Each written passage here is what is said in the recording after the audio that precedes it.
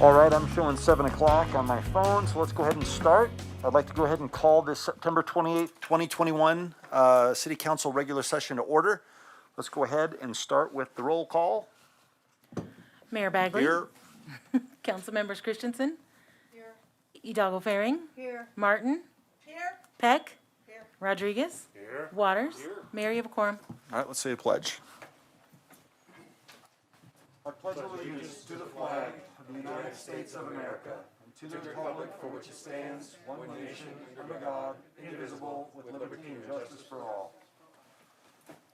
All right, just a quick reminder to the public, if you want to speak, at the first call, public invited to be heard, you need to get your name on this list. Is there anybody here that didn't get their name on this list?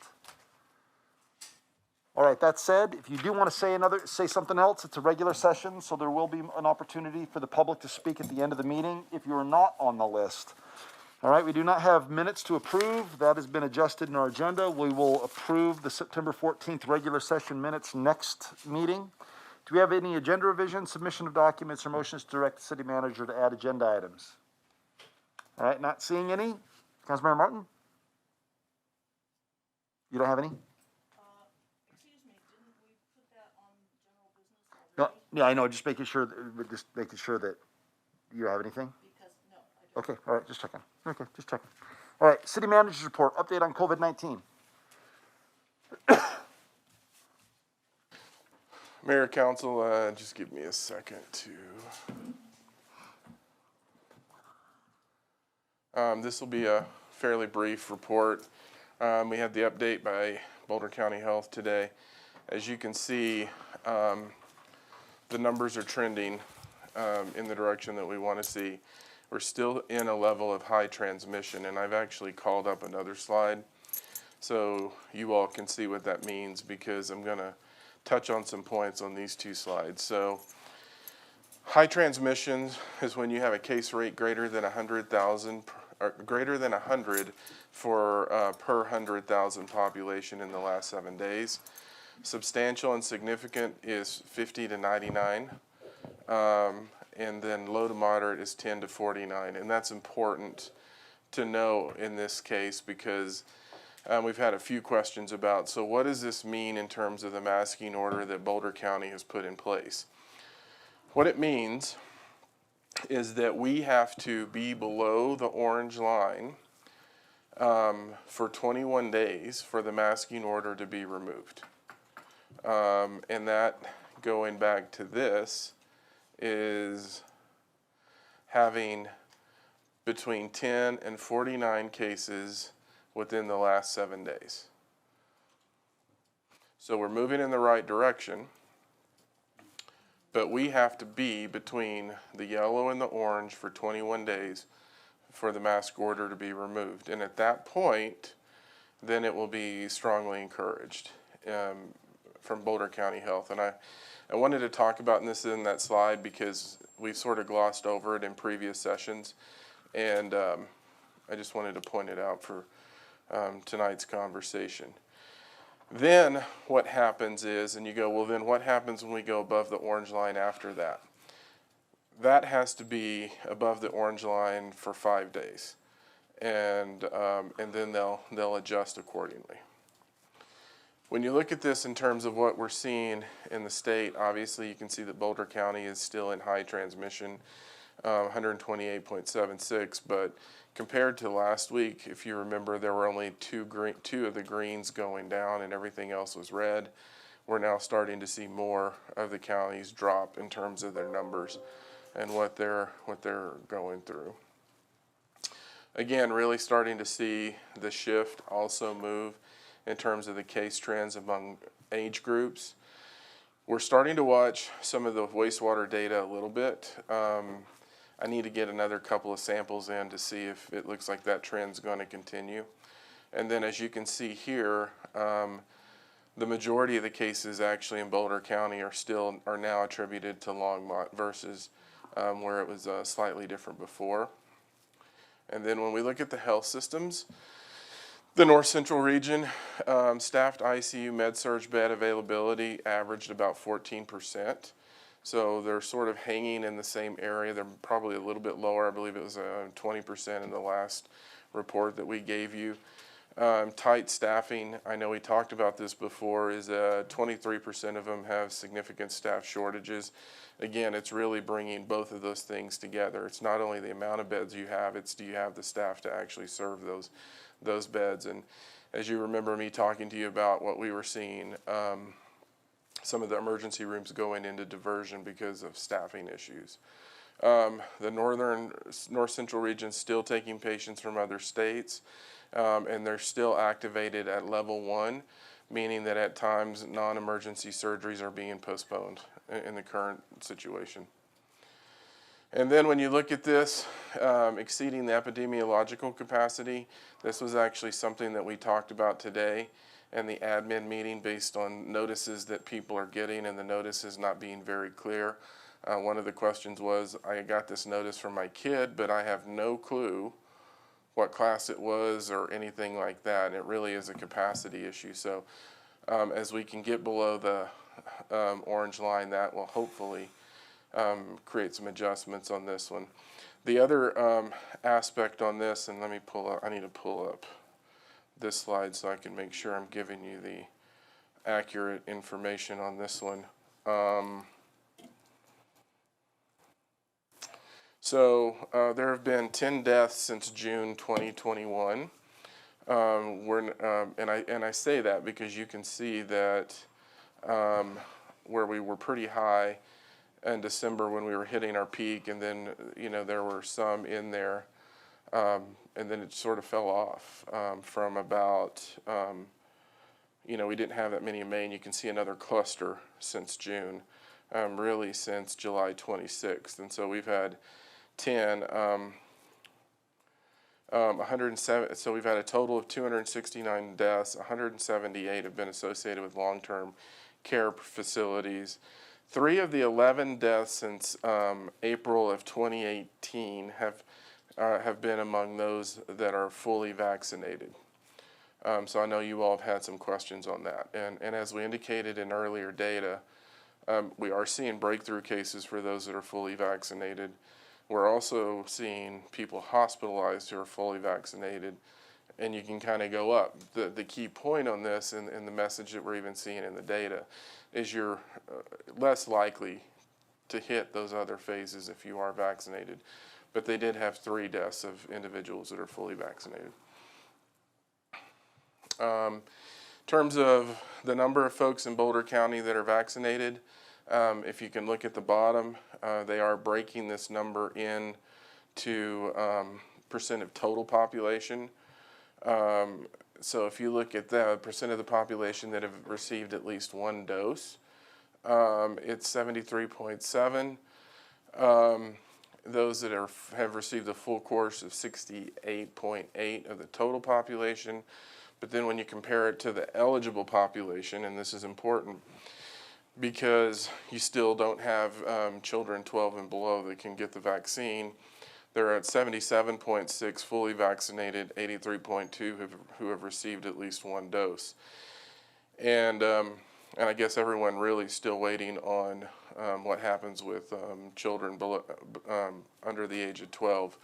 The reason they put percentage of total population is because as they were having some conversations with folks, what they're really trying to reinforce is that there are folks within Boulder County that can't get it, whether they're too young or there's other medical issues, and that comes into the conversation of some of the other orders, and they talk to us about that. So it's a pretty quick update today. What I would say to you all is that, it's moving in the right direction. I think what everyone's wanting to see is if we can continue to move in that direction and see what happens. But for the folks that have asked me a lot of questions of how long are we going to continue to wear the mask, I can guarantee 21 days from today or 21 days from whenever we go below the orange line in that other graph. And that's as much for the community, because I've had a lot of questions from the community about this. So realistically, probably mid-November is when I would say that would be the earliest if we continue on this trend, but it could be a little bit longer. I'd be happy to answer any more specific questions council has. A second. Councilmember Christensen. Harold, I'm curious about the children being vaccinated. I think there's split, teenagers can be vaccinated, right? Yeah, 12 and below are 12 and still, below, are still okay. not able to be vaccinated. But how low does that go? I thought it's not, they were not They vaccinating haven't said babies. anything, I haven't seen anything in terms of specifics about how low you go. I know I've seen where I think they're doing trials on infants as well. Oh, really? Okay. But they haven't, the CDC has not issued anything on that. Okay, yeah, that's, I think, confusing too.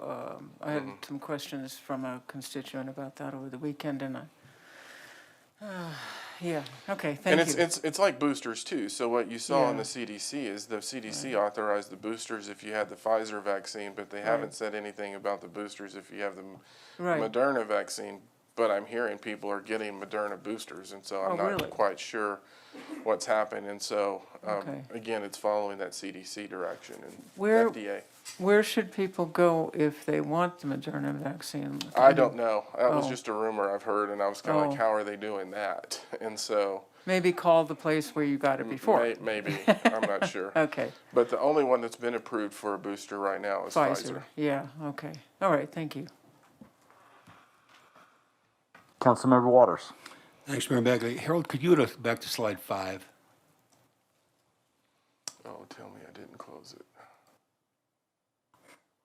Where is it, Dawn?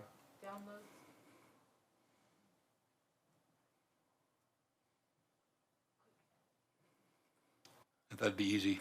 It's not so easy. No, I hit the wrong button earlier.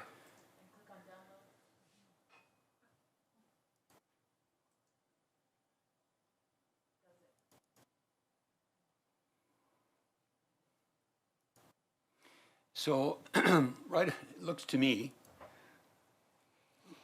like every one of the subsets, segments of the population in the last couple of days, we've seen a tick up. Is that the way I'm interpreting this properly?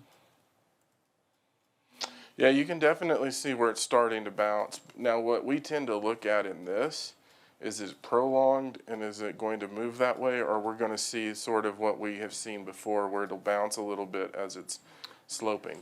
So one more time then, bring our wastewater testing into this, and what are we seeing in relationship to that, to those ticks up? So we were seeing the we were seeing the wastewater kind of doing something similar, but with some bouncing as well. The last result, I want to wait because I've got a lot of questions on it because we did see a spike in that, and I want to understand what that really means before we go much further on it, because we haven't seen something like that happen yet, and I want to understand the data. But the wastewater still generally was trending down, but we were seeing it do this as well. So, okay, we won't go on with that because I don't want to frighten anybody, but if you're seeing a spike in wastewater as our leading indicator, Correct. and we're looking at that little spike there, we ought to be paying real close attention. Yeah? Correct, and that's why I've asked the questions of, so questions that I asked the folks doing the wastewater is, how confident is the lab with this result? Are they seeing this as an anomaly? I mean, there's a lot of questions that I want to get answered because we saw a spike, but I haven't seen one like that. Yeah. And I want to get more information before we take too much from it, and so we're asking some of those questions. Thank you. Real quickly, could you go to slide 12? Simple question, I think, but I just need an explanation.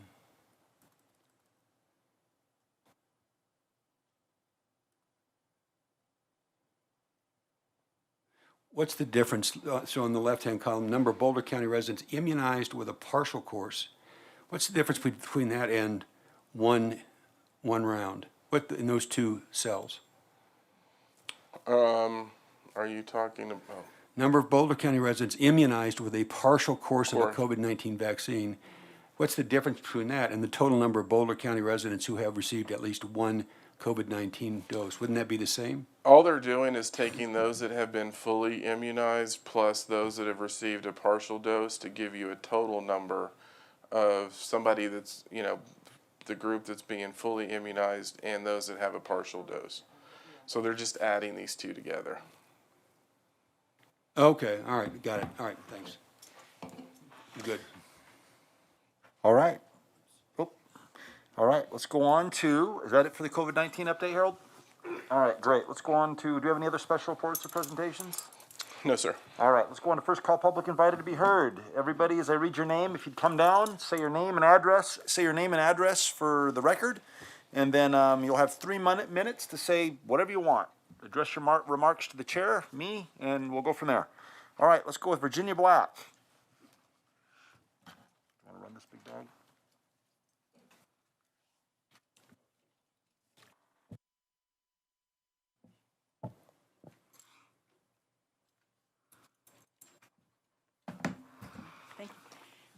Thank you. Good evening, Mayor Bagley, Mayor Pro Tem Rodriguez, Council Members Christensen, Hidalgo-Fahring, Martin, Peck, and Waters. My name is Virginia Black. I live at 2609 Elmhurst Circle in this fabulous city of Longmont. I'm part of a small group from the Longmont chapter of Citizens Climate Lobby, here to make a few comments about the resolution on tonight's consent agenda for the support of the Energy Innovation and Carbon Dividend Act, currently being considered in Congress. Additional supporters are here, and I'll ask them to raise their hand at this time. Others are watching from home, and some have written to you asking for support. In bringing the resolution to Council, we have followed the process requested by Council and the Sustainability Advisory Board. Over the past 3 years, we've spoken to and made presentations to most of you. The SAB approved moving the resolution forward to Council, and we thank them for their support and thank Council for agreeing to consider the resolution. Recently, at our booth at the Art Walk, we drew a question on a large sheet of paper and invited children to draw their responses. The question was, how would you like to see the climate change? It was a hugely popular activity with the kids, generating a banner 7 feet long, with lots of heartfelt drawings and messages, as you can see in this slide. Many of their messages at the top right here, less fossil fuels, increased solar and wind, and in this corner, electrify everything. Our solutions embodied in Longmont's climate actions and goals is outlined in the Sustainability Plan and Climate Action Task Force recommendations. They are essential to transitioning to renewable energy and decreasing our carbon footprint. Other drawings extend the necessity for action to, down here is a dolphin, to our oceans, and to our planet. We are indeed experiencing a global climate crisis, as evidenced by the climate events that occurred over the summer. The IPCC report this August confirmed the extent of our climate crisis and pointed out that we need fast and efficient action to decrease our carbon emissions and maintain a livable temperature. The Energy Innovation and Carbon Dividend Act meets these criteria. It places a fee on carbon at the site of production or import, puts the fee into a central climate trust, and then returns 100% of the net revenue to households on a monthly basis, 1 share per adult and half a share per child. It works well with other climate solutions, as we will see, and we hope that Longmont will approve adding this essential item to the toolbox necessary to change our climate. Thank you. Adam Reed.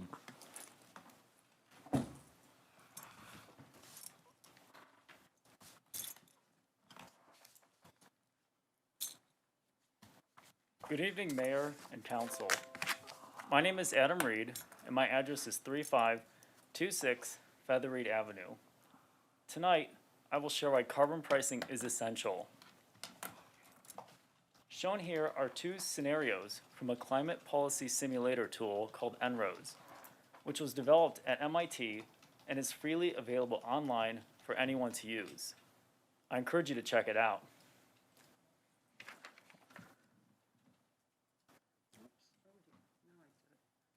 I'm sorry. Now would be a good time to check it out while we figure out some Sorry. IT issues. What did I do here? I'll log that in. Okay. I'm sorry. I hope this doesn't count for our time. It's my fault. I hit the wrong button. Okay, there we go, thank you. There you go, sorry.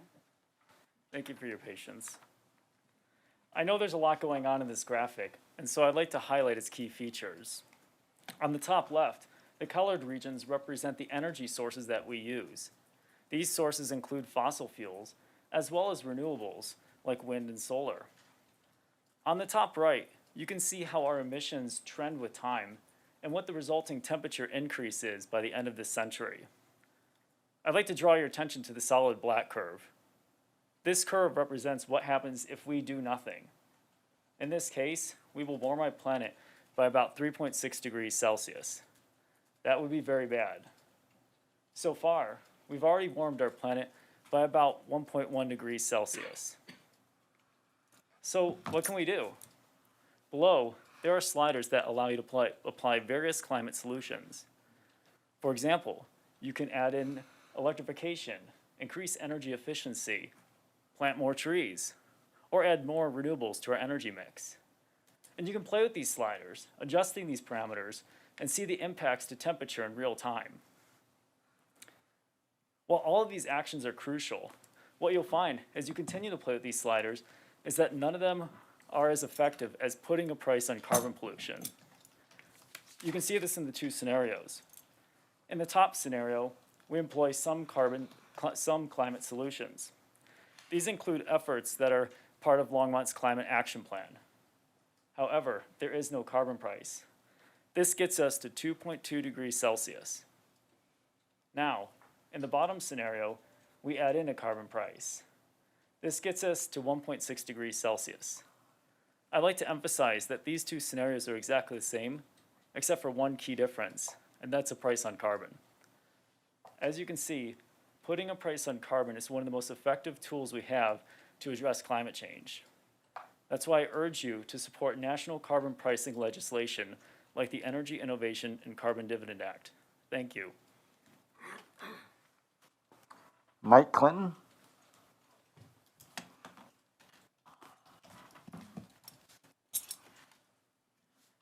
Good evening, Mayor, council members. My name is Mike Clinton. I live at 1875 Ute Creek Drive. So, why are we asking a local government entity to support federal legislation? You guys have a lot on your plate, COVID, next year's budget. Why are we asking this? Two critical reasons, in our opinion. Number one, climate change is a global issue that impacts us at a local level. Our bill will help Longmont to achieve goals that we've already established on renewable energy and on improving our air quality. So that's one, it helps Longmont. Lyle's gonna talk more about that. Number two, it helps to create the political will for change. It helps to encourage our members of Congress at the national level to enact legislation and specifically support our bill to create this change. So those are the two reasons. It helps Longmont and it creates political will. We have thousands of endorsers already for carbon pricing across the country, including well over 100 municipal governments, several businesses, faith groups, tribal entities. We have a lot of endorsements. Here in Colorado, we have 7 local governments that have endorsed carbon pricing, over 100 local businesses and organizations, and several prominent individuals. Currently, our bill is making its way through Congress. Several pieces of the bill are being considered for inclusion in the budget reconciliation process, which you probably read about recently. So timing is critical, and the time is now to get all the endorsements you can to create the political will. With your approval of this resolution, we can create the political will to get our members of Congress to enact legislation to make our world and our city a more livable place. Thanks. All right, Lyle Rupert. Good evening, Mayor Bagley and Council. I'm Lyle Rupert. I live at 2142 Spencer Street. You've heard why this law is needed and how it will help support, how your support will help make it happen. It will help all people, but it will help Longmont in some extra ways. First, it improves air quality. Nearby oil and gas wells now cause poor air quality along the Front Range, making Longmont a less healthy place to live. A fee on carbon will make people less likely to start new wells. Next, our community will come out ahead or even break even. Longmont has started to use less carbon than most places. We will pay lower fees but still get the same amount back as everyone else. This will be true as long as we stay ahead of others in using less carbon. It rewards innovators. It can cost a little extra to be the first city or business or home to try something new. But if the new way uses less carbon, then the fees paid out will become smaller. In this way, the cost of trying something new will be less. It gives businesses a competitive edge. A business that makes things here in Longmont with less carbon can sell goods for a lower price than other companies. Businesses will want to move to Longmont. It accelerates Longmont's climate initiatives. Our city is trying many ideas to help people and businesses use less carbon. When people see that these ideas can lower their monthly bills, they will be happy to get the help and try these new ideas. Last of all, it gives us affordable, abundant clean energy. Longmont is already trying hard to replace carbon with clean energy. This will help that happen faster. Thank you for helping this idea become law. Mary will wrap up our presentation.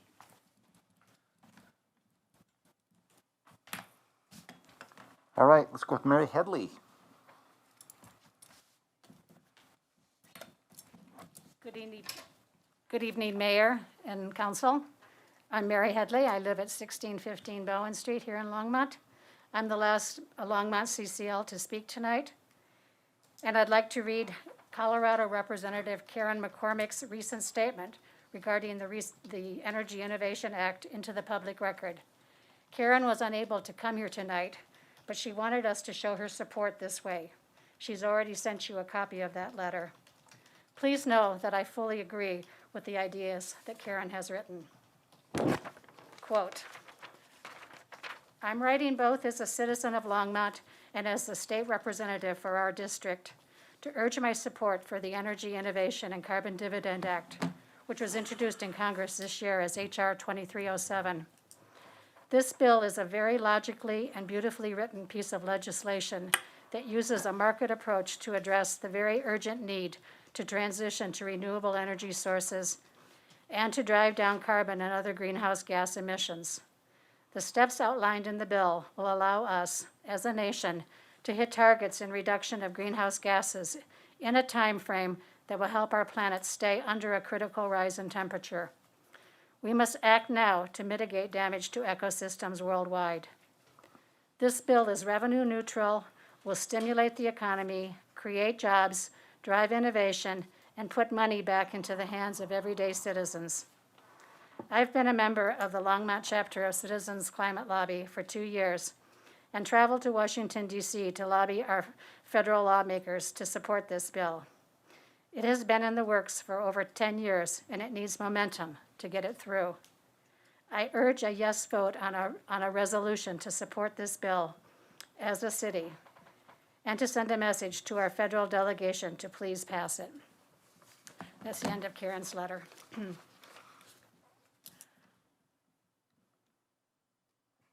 At this month's Art Walk, we simply asked the children, how would you like to see the climate change? Now I pose that question to you. I also ask you, what kind of climate and world do you want your children, your grandchildren, and future generations to inherit? What will be your legacy to them? We are at a pivotal point in history, and our children are watching.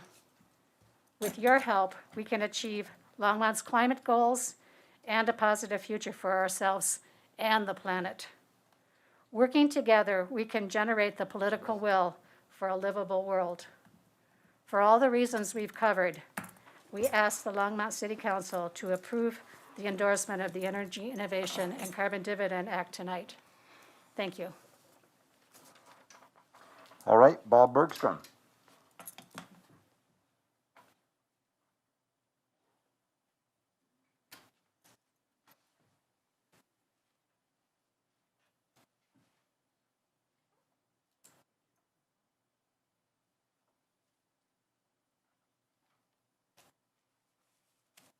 I'm Bob Bergstrom, and thank you, Mayor Bagley and members of council.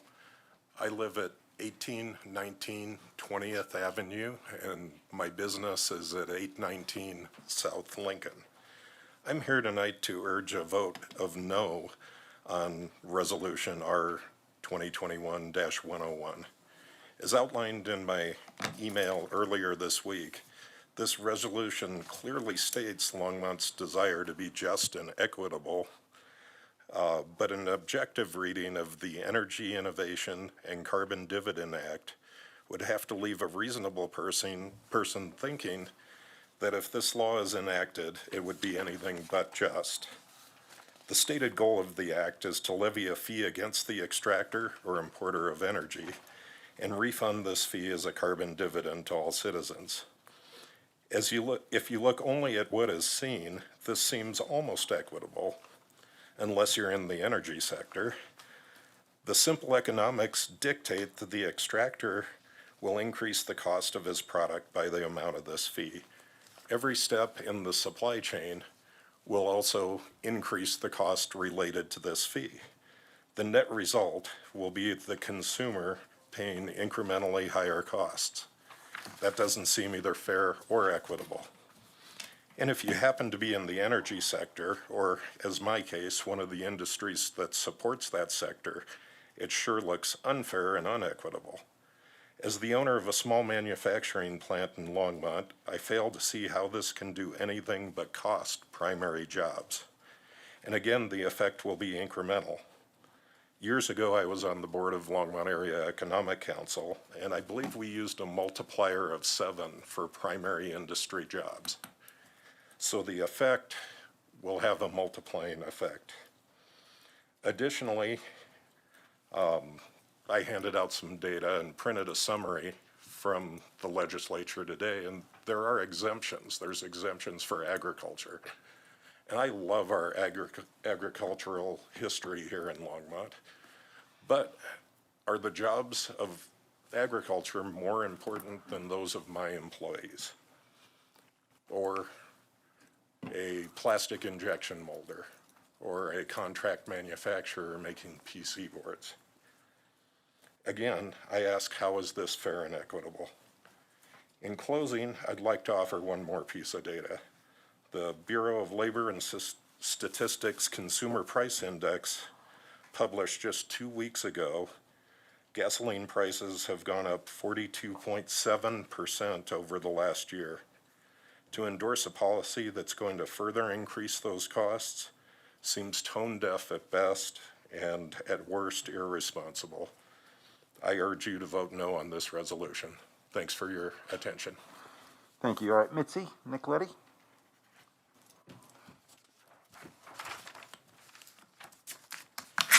Good evening, Mayor and City Council. My name is Mitzi Nicoletti. I live at 1261 Button Rock Drive, Longmont, and I'm here representing Sustainable Resilient Longmont. We're here to invite all of you to our annual electric vehicle fair, so you can bring your car, Brian, if you want to drive it around. Anyway, it's our 4th annual. It's going to be at the Boulder Fairgrounds, October 3rd, 11 to 3 p.m. And we're having a record year. We're actually the largest EV fair in the state of Colorado and New Mexico. So we've got, so far, over 200 people pre-registered to attend, over 41 private cars representing 20 different models. Our title sponsors, or our presenting sponsors, are Colorado Renewable Energy Society, Gilbert BMW, and Boulder Hybrids. This year we have a total of 16 sponsors for this event. We're going to have food vendors, we'll have electric bicycles that people can demo, we'll have car rides, and then each different dealership is going to have vehicles. I'm Lynette McLean. I'm a Longmont resident on Sandpoint Drive. I am just a volunteer on the planning committee for this event. And I just want to say I'm really excited. And I'd like to invite the residents and the council to come out and take a ride in my electric car and all the other, I don't know how many electric cars that there are. So that's it. Thank you for letting us speak. All right, thank you. That will conclude. First call, public invited to be heard. We have some people in the queue. Is that a mistake? All right, because we don't want to, if we're going to spend time addressing anything that was said, it's more appropriately wait, we should wait till the end of the meeting when we have our council comments. But Councilmember Martin? Thank you, Mayor Bagley. I am, I guess this is a point of information. Was my understanding that we had decided that speakers may not remove their masks? In this particular case, I mean, there's a couple of things. The rule says if you're outside 12 feet of the person, you're allowed to speak from the podium. Is Harold there? Yes. Is Eugene maybe at 12 feet? I don't know. The other thing is that if it's medically or professionally necessary, if you're providing a service or whatever, I think that, I mean, if you're wearing your mask in the audience, you take it off in order to be able to speak at a podium. I mean, as I read through the county order, if that gentleman was refusing to wear his mask throughout the meeting, I'd say, you're out. Show us proof if you've got a medical reason. But taking it down, like I've been up here drinking my Coke, you know, or so I wasn't going to chastise him. We have to wear our masks in here, but if they're at the podium, I mean, at what point do we start riding people? So, just doing the best I can, Councilmember Martin. But Well, thank you, Mayor Bagley. I appreciate that. Maybe we should move the city manager's desk. Could you go outside, Harold? No, he'd like that. Yeah, He'd like I that. just wanted to register my Yeah. opinion about it. And then the good news is I think we're going to head towards Zoom meetings, is my guess, based on when talking with council. So we'll be able to talk about that in a little bit. Let's move on to the consent agenda and an introduction and reading by title of first reading of ordinances, please. Mayor, item 9A is ordinance 2021-49, a bill for an ordinance approving the concept plan amendment for the Barrett Utility Sales and Service, Inc. / Clark annexation located at the northeast corner of State Highway 66 and Erfurt Street. Public hearing and second reading scheduled for October 12, 2021. 9B is Resolution 2021-99, a resolution of the Longmont City Council approving the intergovernmental agreement between the city and the Housing Authority of the City of Longmont for debt reduction for the Aspen Meadows Senior Apartments. 9C is Resolution 2021-100, a resolution of the Longmont City Council approving the intergovernmental agreement between the city and the 20th Judicial District Probation Office for dispatch services. 9D is Resolution 2021-101, a resolution of the City Council of the City of Longmont, Colorado to endorse the Energy, Innovation, and Carbon Dividend Act. 9E is Resolution 2021-102, a resolution of the Longmont City Council declaring Longmont a Go EV city and pledging to implement strategies to reduce transportation-related emissions. And 9F is approved 3 capital improvement program amendments. All right, thank you. I would like to pull D. Anyone else? Councilmember Christensen? I'm still calling on Councilmember Christensen. She popped up first, and she hasn't said anything tonight, but thanks. I would just like to pull A for a brief comment. Okay. Councilmember Martin? Since I don't know what D is, I don't know whether, The resolution of the City Council of the City of Longmont to endorse the Energy, Innovation, and Carbon Dividend Act. all right, that was the one I was going to pull. Okay, although I don't have to pull it, would you like to pull it? Yes. Okay, it has been pulled by Councilmember Martin. I'm not going to pull it. All right, let's go ahead then and move on to ordinances on second reading and public hearings on any matter. Mayor, we need a motion. Oh, I'm sorry. Thank you. I move the consent agenda less A and D. Second. It's been moved by myself, seconded by Councilmember Waters. All in favor of the consent agenda less A and D, say aye. Aye. Opposed, say nay. All right, the consent agenda passes unanimously. Now let's move on. Thank you, Dawn, for that correction. Let's move on to ordinances on second reading and public hearings on any matter. 10A, ordinance 2021-43, a bill for an ordinance making additional appropriations for expenses and liabilities of the City of Longmont for the fiscal year beginning January 1st, 2021. Are there any questions from council? I'm not seeing any, so let's go ahead and open the public hearing on ordinance 2021-43. Is there anyone here who would like to address ordinance 2021-43? All right, seeing none, let's go ahead and close the public hearing. Can I have a motion? I move ordinance 2021-43. All right, Councilmember Hidalgo-Fahring moved ordinance 2021-43. Councilmember Waters seconded it. All in favor say, seeing no debate, nobody's in the queue. All in favor say aye. Aye. Opposed say nay. All right, ordinance 2021-43 carries unanimously. All right, 10B, ordinance 2021-45, a bill for an ordinance authorizing a farmland lease agreement between the city of Longmont and Scott Schlegel on the Sherwood open space property. Any questions from council? I'm not seeing anybody in the queue, so let's go ahead and open the public hearing on ordinance 2021-45. Is there anyone here who would like to come up and speak and address this matter? All right, seeing no one, let's go ahead and close the public hearing. Can I have a motion, please? I move ordinance 2021-45. All right, Councilmember Peck has moved ordinance 2021-45. It's been seconded by Councilmember Christensen. Seeing no further debate in the queue, all in favor say aye. Aye. Opposed say nay. All right, ordinance 2021-45 carries unanimously. Let's move on to 10C, ordinance 2021-46, a bill for an ordinance authorizing a temporary mining water supply agreement between the city of Longmont, acting by and through its water utility enterprise, Golden Farm LLLP, and Aggregate Industries WCR Inc. for the Irwin Thomas Reclamation Project. Any questions from council? All right, seeing none, let's go ahead and open the public hearing on ordinance 2021-46. Anyone here want to speak on the matter? All right, seeing none, let's go ahead and close the public hearing. Can we have a motion, please? I'll move approval of ordinance 2021-46. Oh, all right, it's been moved by Dr. Waters, seconded by Councilmember Christensen, as well as a few others, but we'll give you the credit, Councilmember Christensen. All right, all in favor of ordinance 2021-46, say aye. Aye. Aye. Opposed, say nay. Ordinance 2021-46 carries unanimously. All right, let's go on to 10D, ordinance 2021-47, a bill for an ordinance authorizing a long-term water supply agreement between the city of Longmont, acting by and through its water utility enterprise, Golden Farm LLLP, and Aggregate Industries WCR Inc. for the Irwin Thomas Reclamation Project, very similar to the one just before it.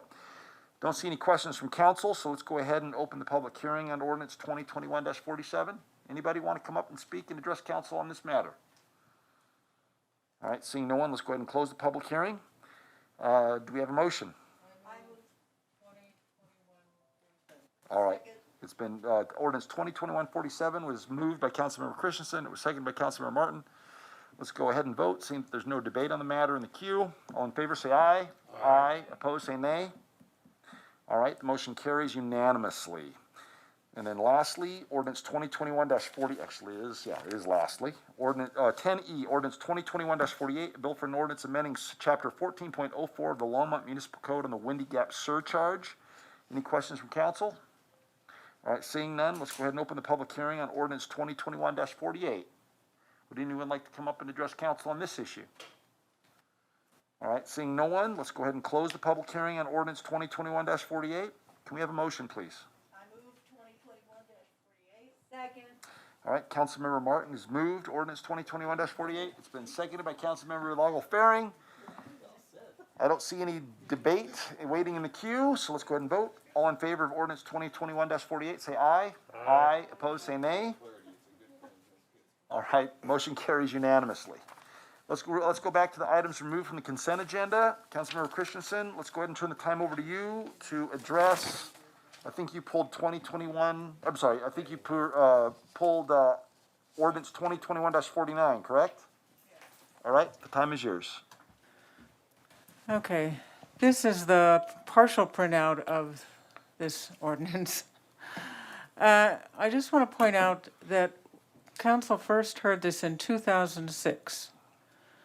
Now, this is a very complex thing and development, and I do not think that this is something that our city staff has been lollygagging around about, nor do I think the developer has been incompetent about. I don't think the delays with this were in any way anybody's fault. It was a matter of circumstances, and the fact that they have, I think, wisely determined that they want to change it a little bit to add housing. But it is a perfect example of the majority of this council decided a few weeks ago, which is to bring back anything that has taken more than a year to get through development. This is the kind of thing we'll be micromanaging from now on, with city council micromanaging the planning department to look over every single one of these developments that have taken more than a year to go through. Most of these take more than a year to go through because of various things that do not have anything to do with staff or with the developer. They have to do with circumstances which are beyond everybody's control, that having to do with the market and with financial stacks and any number of things that people find as they start digging and working on a project. I am just saying that I'm really sick and tired of city staff being accused of taking too long to get through something when they are actually just doing their due diligence. And we will now be spending, city council, minus me, will now be spending their time micromanaging the planning department, which is actually the job of the city manager, not city council. That's my comment. Councilmember Martin. I would just like to say that, first of all, this doesn't really have anything to do with the ordinance at hand. And second, that in this circumstance, I'm pretty sure that the developer and the staff would simply agree to say that there's not been a problem, we've just been changing our minds, and that would be the end of the council micromanagement. So I don't see that this becomes a problem unless one stakeholder or another in a process that takes longer than a year feels that there is a problem. So I don't see this as a reason to object to this ordinance. All right, now the queue's lit up. Ooh, we have a rare guest appearance. Mayor Pro Tem Rodriguez. Thank you, Mayor Bagley. I also don't think this is particularly an issue with the year time limit thing that was passed a few weeks ago, as this is a concept plan amendment, which would have to go in front of city council anyway. I'm not 100% about, say, the fueling station portion of the concept plan amendment, but the zoning did change, and that's part of the reason the concept plan amendment is in front of us today. And that happened years ago, not just within the last year. So either way, I move approval of ordinance 2021-49. All right, Mayor Pro Tem has moved approval of ordinance 2021-49 on first reading. It's been seconded by Councilmember Martin. We still have people in the queue, though. Let's go with Councilmember Peck. Thank you, Mayor Bagley. The only thing I want to say about this is that I'm frustrated a little bit with developments that put in so many parking places when we are going to be doing an acceptance of an EV. I don't see any charging stations in this. It isn't, I see somebody raising their hand. Eva, do you want to come down, please? Yeah, I got somebody to come and answer that. Good evening, Mayor, council members. Ava Pehajewski, Planning and Development Services. Just speaking on behalf of the applicant, I reviewed the site plan, and there will be 10 electric vehicle chargers on site. Thank you. All right, that's the end of my comments. Councilmember Christensen, did you want to say something else? Yeah, I think people misunderstood what I was saying. I don't object to this plan at all. I just am saying that this is an example of something that has taken a while because of zoning changes and various things. And so I'm all for this plan. I just want to point out that it did take a while, and that's natural. All right, nobody else is in the queue, and we have a motion for ordinance 2021-49 on first reading on the table. All in favor of passing ordinance 2021-49 on first reading, say aye. Aye. Opposed, say nay. Ordinance 2021-49 passes unanimously and moves on to second reading. All right, resolution 2021-101. Councilmember Martin, you pulled that. Thank you, Mayor Bagley. I am going to vote in favor of this resolution, but for a couple of reasons, there are some statements that I would like to make. I pulled it rather than just letting it slide through because two constituents wrote to me and asked for there to be an opportunity for the council to weigh in on this. So, in one sense, I'm doing my duty. It's known in the environmental community that I have been an opponent of carbon taxes for a long time, and I feel the need to explain that.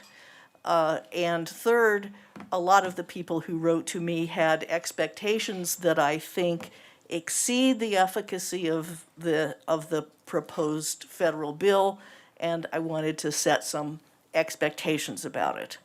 So first of all, about my change in opinion, the preponderance of evidence and modeling is now quite overwhelming. Even my rogue economists have reluctantly admitted that this needs to be done. So I'm voting for it. I would like to see the equity aspect of it be a little more fine-tuned than it is. And I hope that by the time this would get through Congress, it will be. But I do hope that it gets through Congress. I have put my faith in mandates because I think while this might have worked by itself 10 years ago, I think it's too late. And we don't have time for market action to just take its effect and do the right thing. So this may speed up the process, but I don't think it's enough by itself. However, what I do think is that it might get legislators out of the business of compromising on mandates and make them mandate what's really needed instead of some compromise that only gets us halfway to what we need. And I think that's an important reason for changing one's opinion on this. The last thing that I'll say is that around the presentation is that whether there's a carbon tax or not does not change the amount of fossil fuels we have to not burn in order to, get us to a point where climate change is reversed and we will, avoid warming the planet all the way up to 3 degrees Fahrenheit, up by 3 degrees Fahrenheit. So, this is a behavioral tactic. It does not in any way change what the physical behavior, the physical use of energy is going to have to change about in order to achieve the desired result, which is to keep warming below 2 degrees, what I think is probably the best we can do at this point. So with that, we need to use every tool in the toolbox, as these good people said, and so I am for it, and I move adoption. All right, it's been moved. Resolution 2021-101 has been moved by Councilmember Martin and seconded by Councilmember Christensen. Councilmember Christensen, actually, you are on the queue, Councilmember Christensen. Yeah, okay. I want to thank Councilwoman Martin for reevaluating her stance on this. That is exactly what our job is, to constantly reevaluate the information we're getting, listen to everybody who's got a say in this thing and who has done the research. And I too have had to be kind of led along to see what this is, because it is a little complicated. I think a lot of people have a hard time understanding. I don't think anybody thinks this is the only solution to this. This is a huge problem. We're going to have to use every single means we can to address it. This is one of those means that I think can be very effective. This has been endorsed, I would remind City Council, by the Sustainability Advisory Board that has quite a few engineers and people who've done a lot of research on this as well. And so, once again, that's our job, to keep reading and researching and reevaluating what information we're getting to make the best choices. So I am going to vote for this, obviously, since I seconded it. And I thank everybody who came to speak today, including Mr. Bergstrom. I think he has many points as well. I do see that this is going to be this can have some other repercussions. However, climate change will destroy us all. So we have to use every means possible to not only turn back how much fuel we use, but and replace it with non-fossil fuel, but also sequester carbon and use less of everything, and use every means possible that we can to be able to hand our grandchildren something worth living on. Thanks. Dr. Waters? Thanks, Mayor Bagley. My question is not about the specifics, but about strategy. And I don't know if any council members know, and I don't know if, since we're not going to have a second reading on this, right? We're going to. This is tonight, that's it. So it may very well be that, Mayor Bagley, that someone from the Climate Action Group could just speak to what's the strategy for amplifying. I saw the 191, was it 191 municipalities or endorsers, I guess. But as I'm sitting and listening, and I'm thinking about other resolutions we've passed, with specifically to message to members of Congress, potentially state legislators, but these are members of Congress. I'm wondering if somebody could speak to what the approach is to school boards in Boulder County, to the L-towns, all the municipalities in Boulder County, to county commissioners, to chambers of commerce, economic development groups, service clubs, Boulder County Democratic Party, Boulder County Republican Party, the Labor Council of Boulder County, all of which, and all of whom, if they all adopted the same resolution, amplifies this message in pretty significant ways. I'm just curious if there is a strategy that brings the rest of the county into this. I think it would be a good thing to do. I'm just wondering if that's part of the plan. Well, and I see where you're coming from, but I don't want to invite members of the audience up to. Then let me just say, I hope that's part of the strategy. I'll leave it at that, Virginia.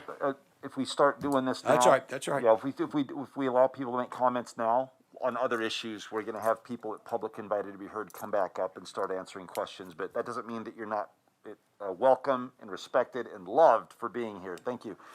All right, I've got something to say. There's nobody else in the queue. I believe, part of the reason why we've been fighting so hard at Platte River Power to meet the goal of, non-carbon energy by 2030, and get rid of our coal plants is because we're dealing with what we call a climate crisis. The only thing that I was not going to vote for this to try to make a point, but I'm going to vote for it. But when we voted that it was a climate emergency, the one thing, I'm done in November. I've been sitting here for 10 years, and we've talked about climate change, and we voted that this is a climate emergency, right? But whenever we talk about climate change, whether it's in here or at the state level or the national level, to me, an emergency is if your house is on fire and everybody who comes in tells you your house is on fire, it's on fire. But then they're in their pajamas and their pillows and their blankets and they go crawl back in bed, it just gives the impression it's not that urgent to everybody, right? And I am shocked. This just isn't enough. And the reason why it's not enough is, I'm not going to put anybody on the spot because I appreciate what you did, right? I drove here tonight. I have a hybrid vehicle, an electric vehicle, but I drove here tonight. How many people walked, rode their bike, took the bus? So my point is, we say it's an emergency, but none of us in this room are acting truly like it's an emergency, And so my problem is that, gas right now is $4 to $5 a gallon. In economics, it's called price elasticity of demand. It means that if you increase the price, well, people buy less of something typically. but not with fuel. You know, you can double the fuel prices and people are going to keep driving. And so I just don't think, my concern about this is that it's going to put an unrealistic expectation that this is going to actually be part of the solution. And it's not. The only solution is stop driving, stop using fossil fuels, stop, requiring plastic, stop buying a new phone every 6 months, that's the real solution. And so I'm going to vote for it, but I just don't think that this does anywhere close to enough if we're going to actually treat this like a crisis on a federal level. And then even then, only 14% of our carbon emissions are generated by the United States. So we're focused on all these things, and it's like, doesn't mean, I'm not saying we shouldn't try to do something about it, but it's a bigger problem than I think the resolution that we're about ready to pass. So, of course, my comments incited council. So let's go ahead. That's all I have to say tonight. I won't say anything else. Councilmember Peck? Thank you, Mayor Bagley. Mayor Bagley, our house is on fire. Our earth is on fire. If you've just walked out anywhere this summer, you would see that.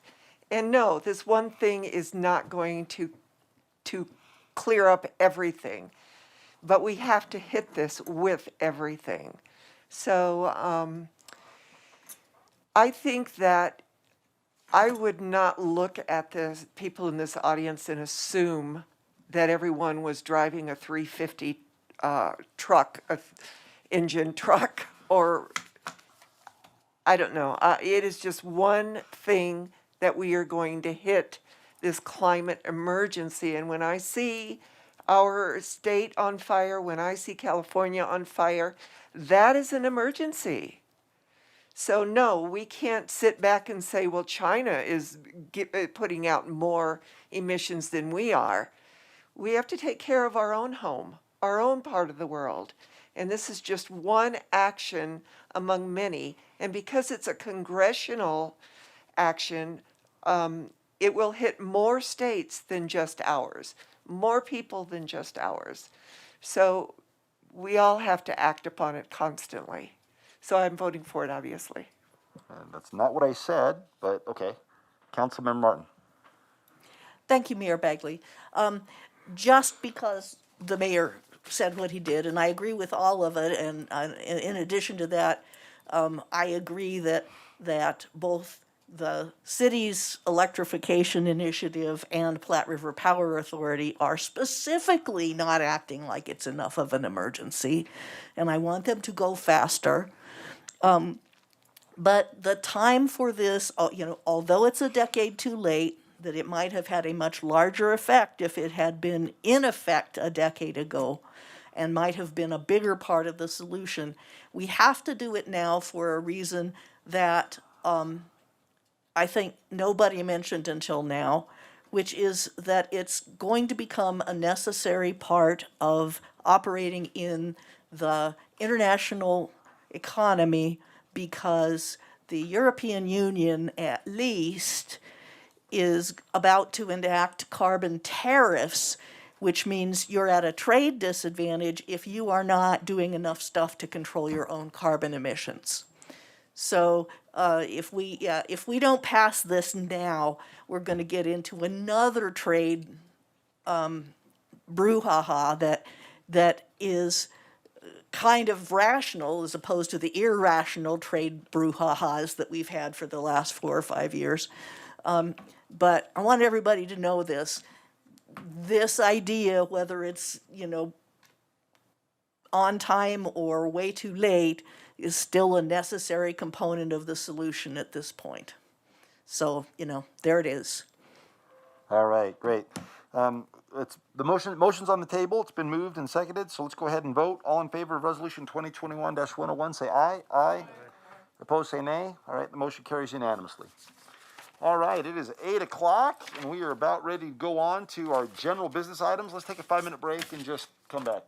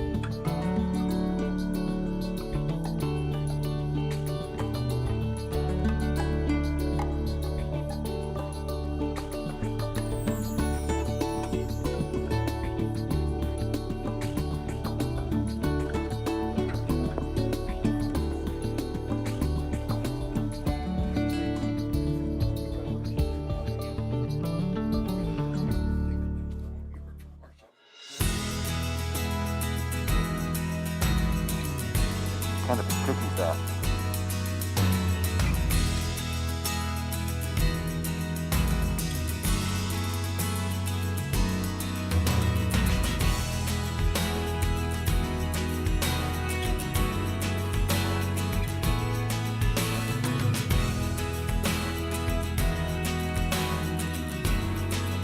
All right, let's go ahead and take our seats again and get going again. How long is this budget presentation, just so we can get ready? Oh, maybe half hour? How many slides? Oh, how many slides? I don't know, a dozen? Oh, okay, perfect. Well, not perfect. Perfect would be 2, but we'll go with the dozen. All right, let's go ahead and move on. Right, better than 45. Let's go on to the general business item 12A, the 2022 budget presentation and first public hearing on the 2022 budget for the city of Longmont, and the 2022-2026 capital improvement projects. Okay. Good evening, Mayor Bagley and City Council. I'm Teresa Malloy, Budget Manager. And with me this evening is Melody Polero. She is a Senior Budget Analyst. We have really just 3 topics to talk to you about this evening. But before I get to those, I did want to point out that in your council packet, we did provide you with some information on 2 follow-up items from last week's meeting. That is the automated material handler and the 529 jump program. Not planning on discussing those with you, but should you have questions or need additional information on those, we do have Karen here this evening, so hopefully she can answer those for you. So our first topic this evening is our financial policies. And just to let you know that this is a process that we review and update every year at this time of year with our budget process. Staff will review the financial policies and propose changes. And then those changes are brought to you in the form of updated version with strikeouts and bold blue letters, lettering with the new updates. And those complete policies can be found in attachment M. I am going to cover just a few of them with you this evening. We do have a few others that we are proposing changes for that I was not planning to talk to you about this evening because they're just minor revisions. But certainly if you have questions on any of them, we can certainly address that for you. So I wanted to talk about, we have one new financial policy for you, and that is the fleet loan or the fleet fund interfund loan policy. This is, as I mentioned, our only new one.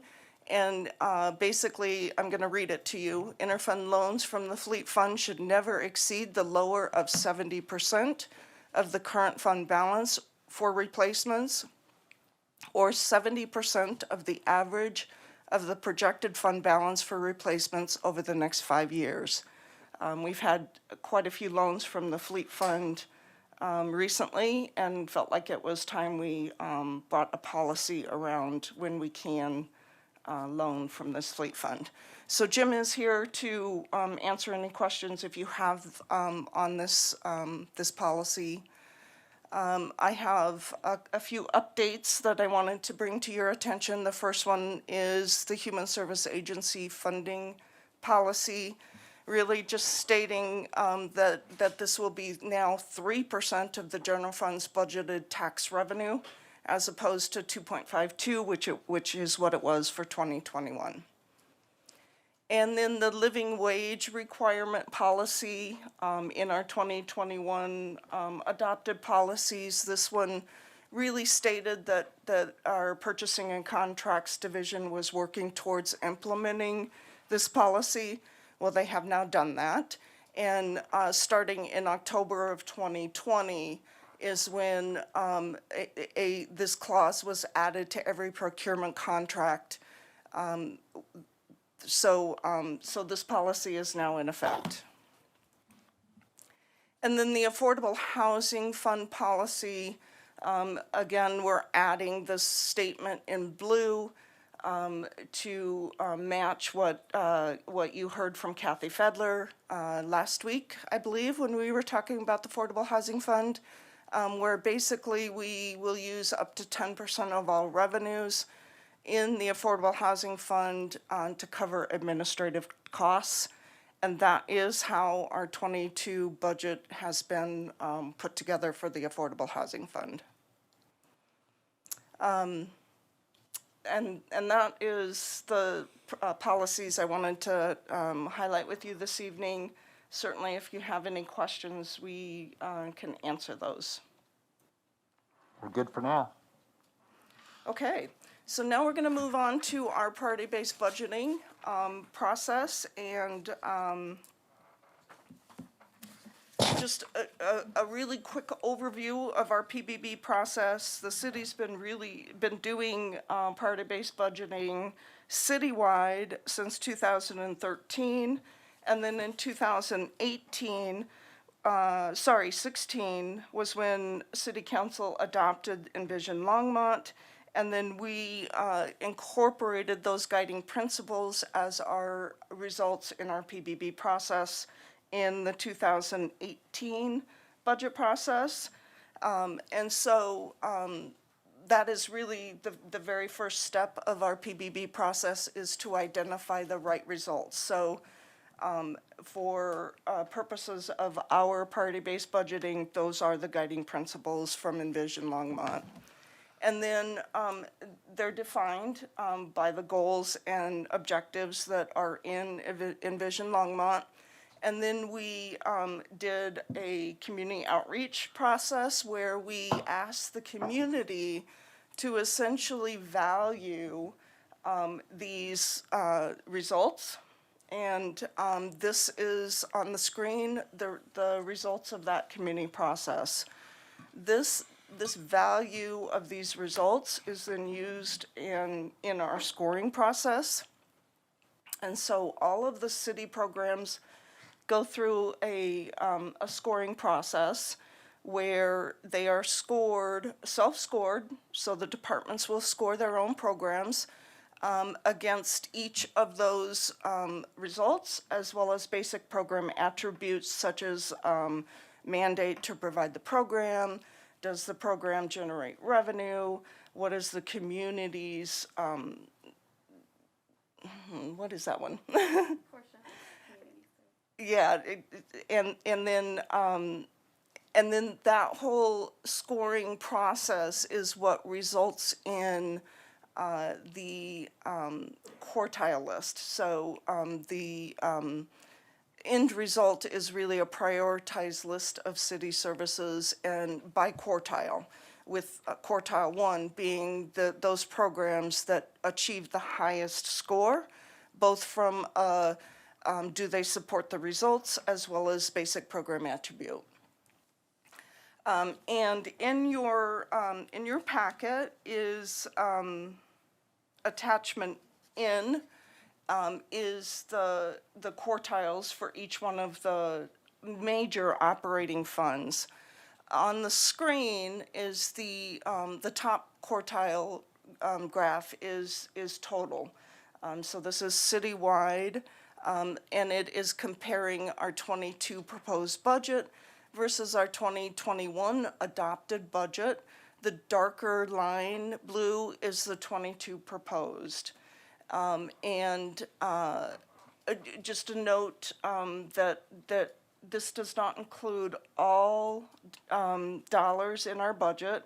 We do take out CIP projects, so they don't go through this priority-based budgeting process. We take out things like debt service. This year we took out purchase power because it is a very large chunk of the electric fund budget.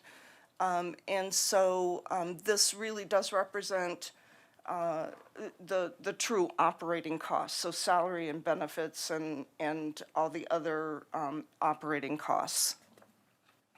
And then the bottom graph is our general fund ongoing budget requests and how they line up in terms of quartile ranking. And then just to point out in attachment O is the complete list of our programs and costs, associated costs and scores for our community programs. Attachment P is that same information for our governance programs. And now I'm going to turn it over to Melody, who's going to talk to you about how we incorporated equity into our priority-based budgeting.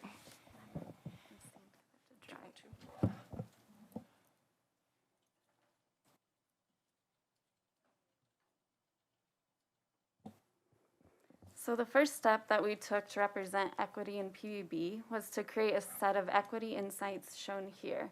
So these insights were created from our city's equities team definition of equity. And we asked each department to take a look at their PBB programs and to respond to how equity is considered with each question. And the reason we did this was because last year council asked us to include equity into our priority-based budgeting process, and we needed to ask the question of how we could represent that in the PBB model. And we did this by providing services, is that we cannot provide services without resources, and that we want to show how resource allocation can support equity.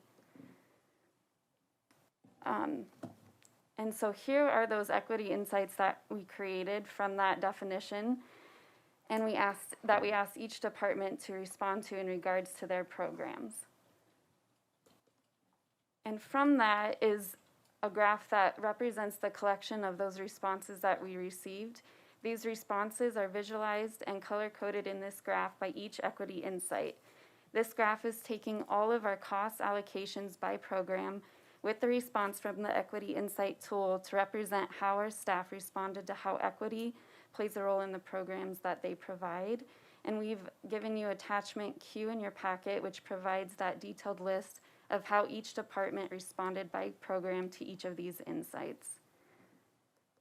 Our next step to further incorporate equity into the PBB tool is to create an equity basic program attribute utilizing those equity insights, which will incorporate them into the overall scoring of each program. And off to the right is the timeline and time commitment from our staff in order to do this. Starting in February, we will create this new basic program attribute using those equity insights, and then ask each department to review their responses and then follow that by a scoring of each of their programs against this new equity BPA. And then in March, we will create a peer review team to look at all of those equity scores, and a second review will occur by our finance staff. And then in May, the departments will be asked to cost their programs, which will include that new scoring as part of our regular budget cycle. Any questions on that piece?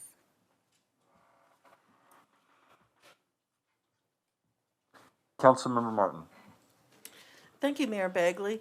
I didn't see any way for anybody to answer, this program as implemented is not equitable. And I didn't see any way for anyone to answer, this program doesn't advance social equity in any way. So it seemed like you have a whole lot of ways to say yes and no way to say no. So as part of our questions, when we were providing this information to staff in the departments on how to respond, in the no identified equity gaps or needs, that bottom selection, that was defined to them as we haven't had the chance or time to look at how equity is incorporated in our programs, but we are looking into it, and we can reach out to our equity team on how we could do that.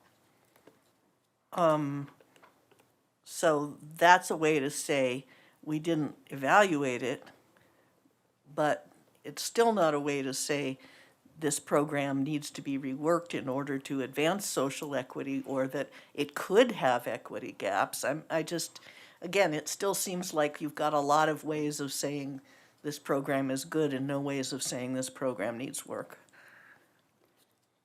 And I'm hoping that will come also as part of when we include it in the scoring as a basic program attribute. This is really the first step to get departments to start looking at their programs with that equity lens. And so with the scoring, I would hope that that is further answered. Yeah, when we move into the next step and you set the scoring system up, then it should be able to get at some of those questions. And then that's why the peer review comes in, is because you also want to have other folks look at it to ensure that you just have a different set of eyes to evaluate the scores.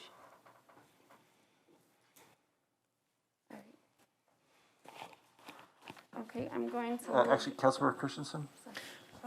Yeah, thank you, and I appreciate all the work you've done on this, and I also appreciate the fact that you've raised the amount of money given to the Housing and Human Services Fund to restore it to what it was many years ago.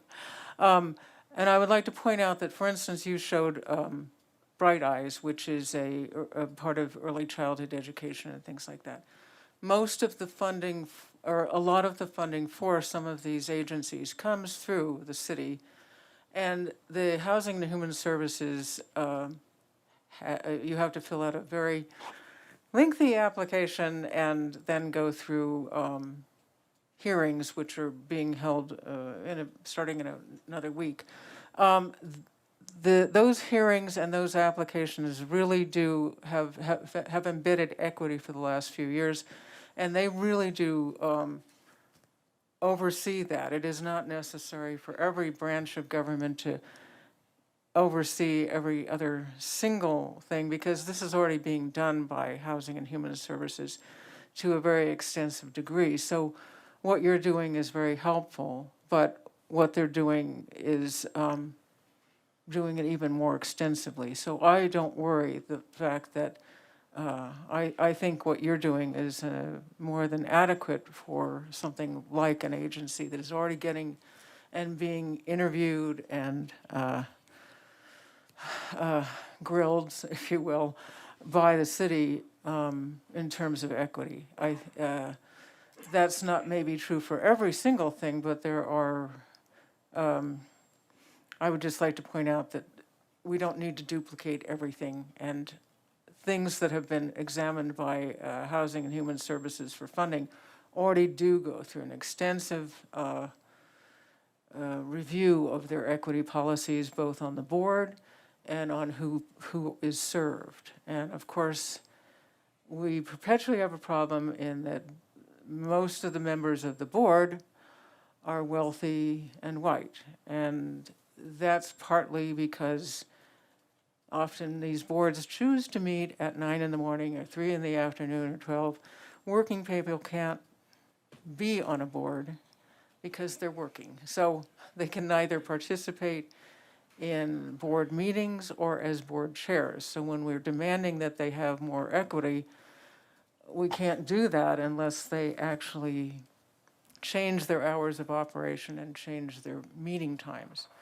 So, but that's another problem. However, I just want to reassure people that anything that the city funds through Housing and Human Services really does have an extensive review of their equity policies. All right, continue, please. Now I'm going to move into showing our public access to our PBB data site. So this is our open PBB data site, which the public can access through our city's website at this link here. And then under our budget prioritization page, it will load.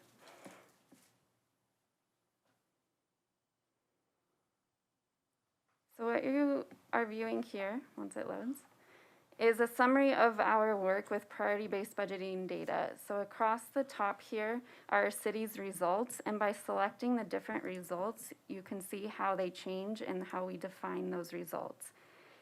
We have two types of results. We have community results, which are these 6 here.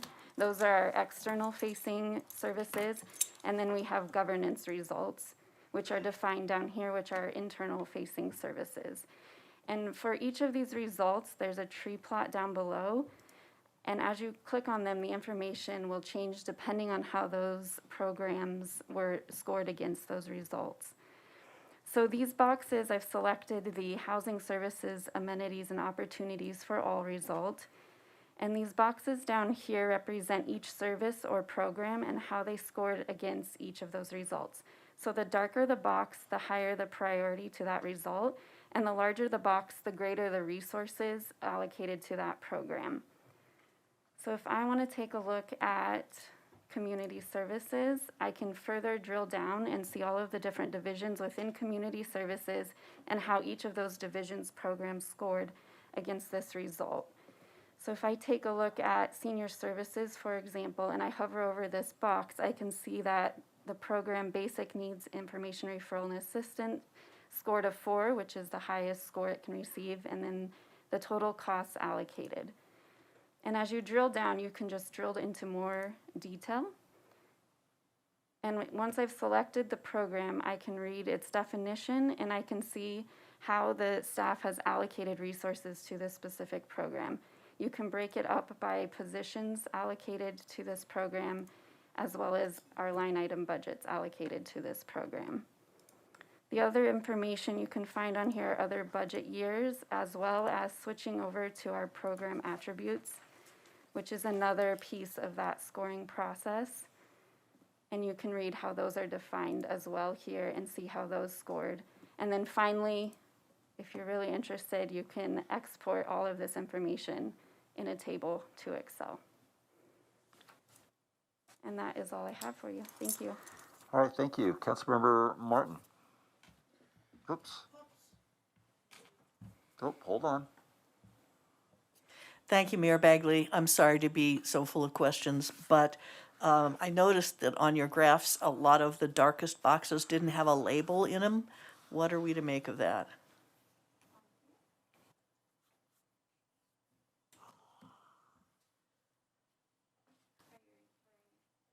Are you referring to Go back to where I was? Okay. Yeah.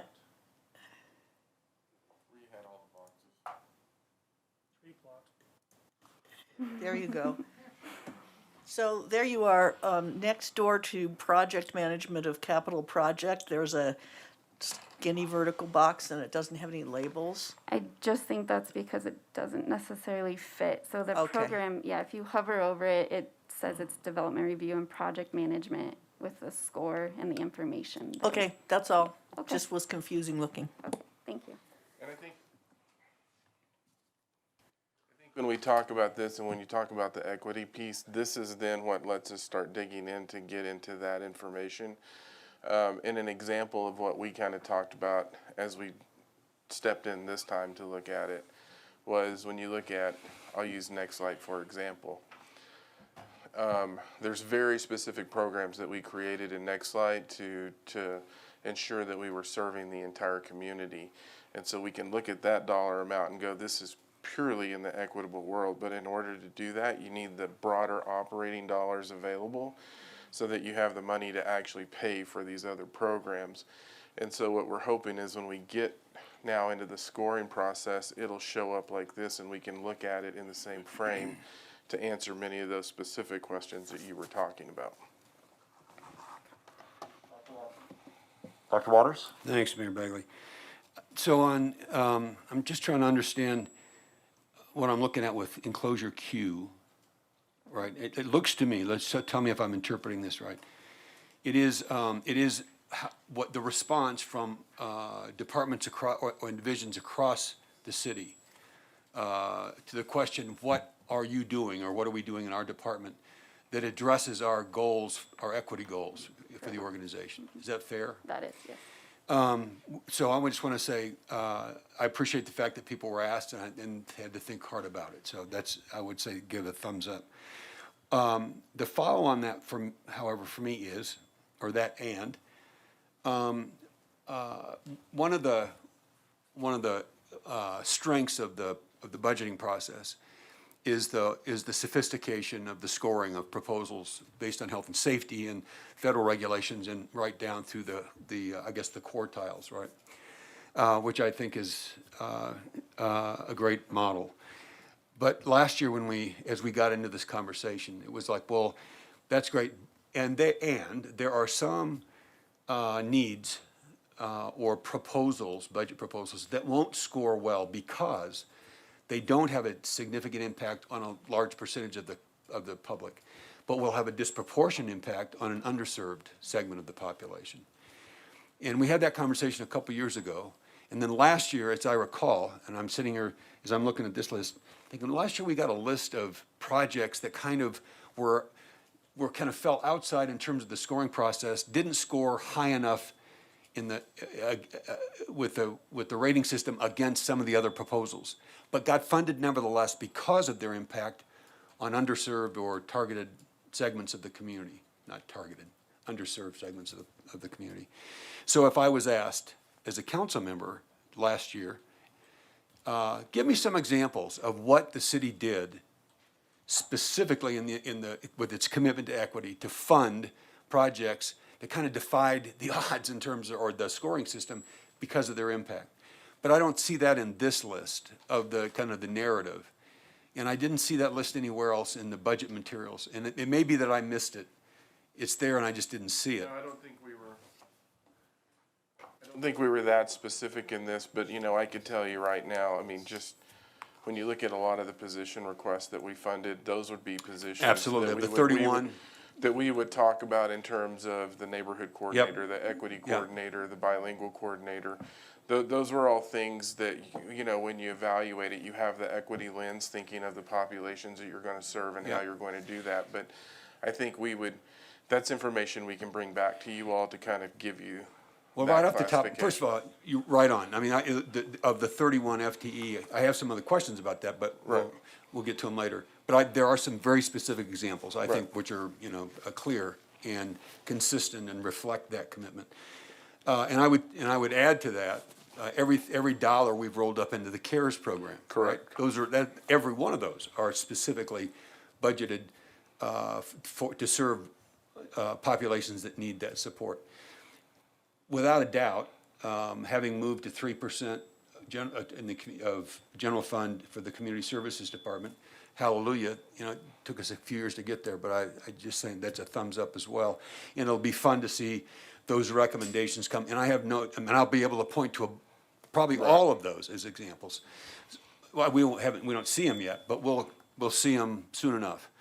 But there was a list last year that we got in addition to what I've just kind of have gone down. And if it's possible, it'd be nice to have that as a back pocket list. Yep, we can do that. When somebody says, prove it, right?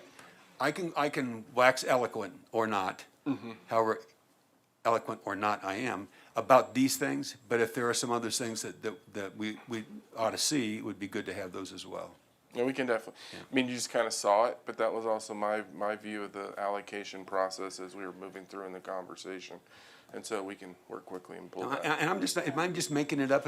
No, we did. We actually listed it because we specifically called equity out, and and I think part of it is what you're also seeing in that is I think it's being more embedded in the budget process now. So it's not like we're specifically calling out. We're saying that's really part of just what we're looking at generally.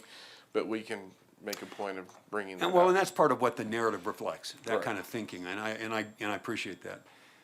And then, so if it's just a list of highlights, right? We can do that. In addition to the CARES and community services, it'd be helpful. Thanks. And if I may. Sure. Back on this slide and the last graph here. So that is our general fund ongoing requests.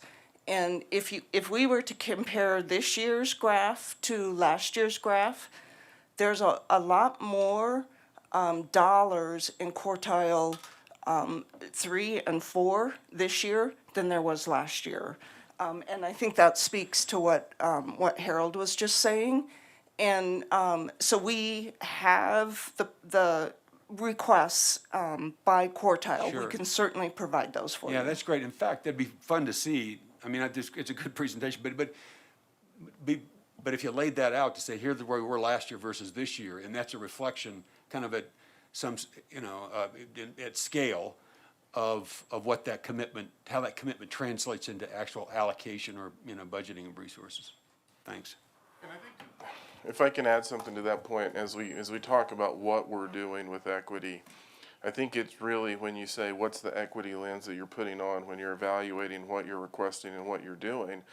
But there's another component to it, and the other component is what they're doing when they're looking at how they spend their operational dollars in terms of we have departments, and I know Dale and I have had this conversation about PW&R, and they're asking, where are we spending our money, and is it like we want to see it in terms it's all areas of the community, regardless of a socioeconomic status or thing. And so there is another layer of questions occurring, not just in what we fund, but what are we doing with those dollars? And that's sort of the evolution we want to get at too when we talk about what's the work the equity coordinators are going to be doing. It's going to be helping to bring a lot of that together too.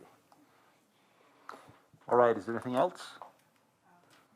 Yes, Mayor, we have one more topic for you, and I realize I missed the mark on our number of slides. We're past a dozen. So last topic, we did want to give you some highlights on the airport fund. So the proposed budget for the airport fund is $637,000. It is $163,000, roughly 34% greater than last year's 2021 adopted budget. It does include, as we have mentioned, one additional FTE, and that is the operation and maintenance technician, as well as a vehicle for that new FTE. There is also $60,000 in the airport CIP project. And this is the CIP project, and so for 2022, that $60,000 will be used to provide minor maintenance and completely remarking the runway so that it meets FAA required markings for improved safety and visibility. And then in 2023 and 25, in our CIP, that is shown as unfunded at this point because it is grant contingent upon some grants. But the plan is for 23, a new taxi lane on the south side to facilitate expansion and development on that side. And then in 2025, there's two minor projects, joint seal and replacement of the panels on the parking apron, and then the rehab of taxiway leading from the east end of taxiway A and around to the front of the office. Not huge construction, but we do have a CIP project that does have some funding in it. So I want to talk a little bit about the airport. Can you go back to the first slide, Teresa? Mm-hmm. So there's been some questions about what do we have in terms of match for federal dollars for the airport, and the one thing that it is an enterprise fund, so we have a fund balance in there. And so if somebody said, well, here's $1 million grant, the fund balance is $452,000 right now, roughly. Yeah. So we would have the $100,000 that we could pull out of that to match that grant, and that's how we could approach it. We know when we look at the position that as we look at the pro forma over time, we're seeing a bit of an issue, but part of that then is directly related to creating more development and leases and pushing the revenue stream up. Now, all of that being said, where we are today and looking at the airport operations is really, we're working with Bob Allen and Matt McKenzie in the operations group because we think there's a lot of efficiencies we can gather by partnering on the operational side.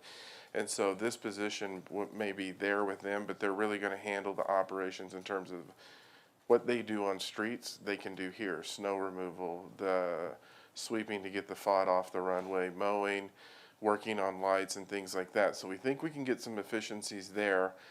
That also then allows us to really look at the airport director position in a different light in terms of someone that can really focus on airport development, FAA relations, redevelopment opportunities in that so that we can do that. So we're in the process of that right now, moving through this. And I just wanted to let you all know that because this is what we put in the budget based on where we are today and what we think we can do it may look a little bit different once we implement it, but what we're really trying to do is get more, and reduce some of the expenses as we're moving in that.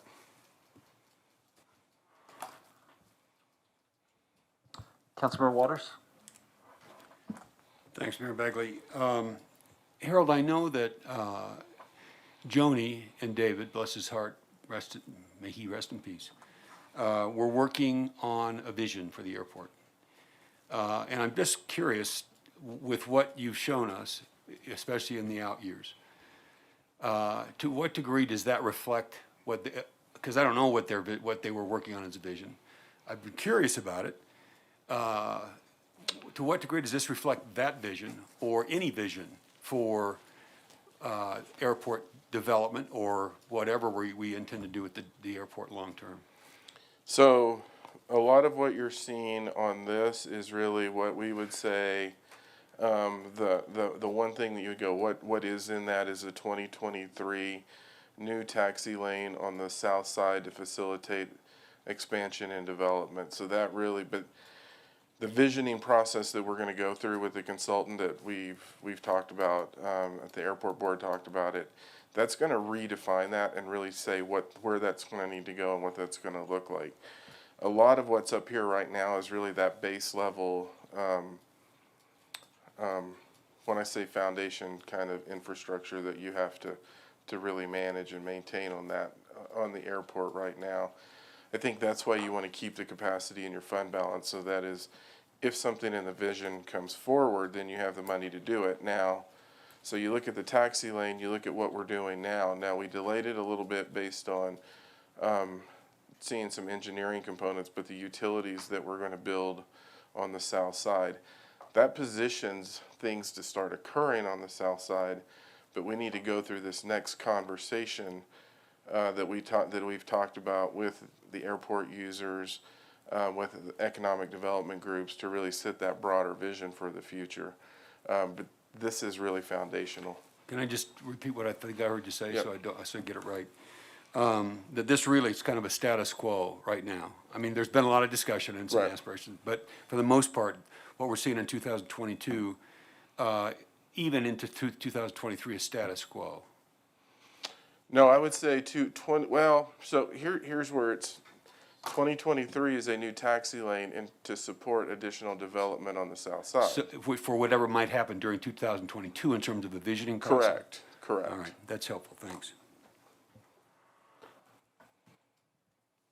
Councilmember Peck? Thank you, Mayor Bagley. Harold, when you talk about the airport fund balance and what we have put in for the 2022 budget, can you tell me how much of that, or if any of it, is revenue that was generated by the airport? Or is this all from the general fund? All of the revenues generated by the airport, except for the reduction that council authorized in the ATF, and that is how much? 50% of. So for 2022, 50% represents about $70-some thousand, about $74,000.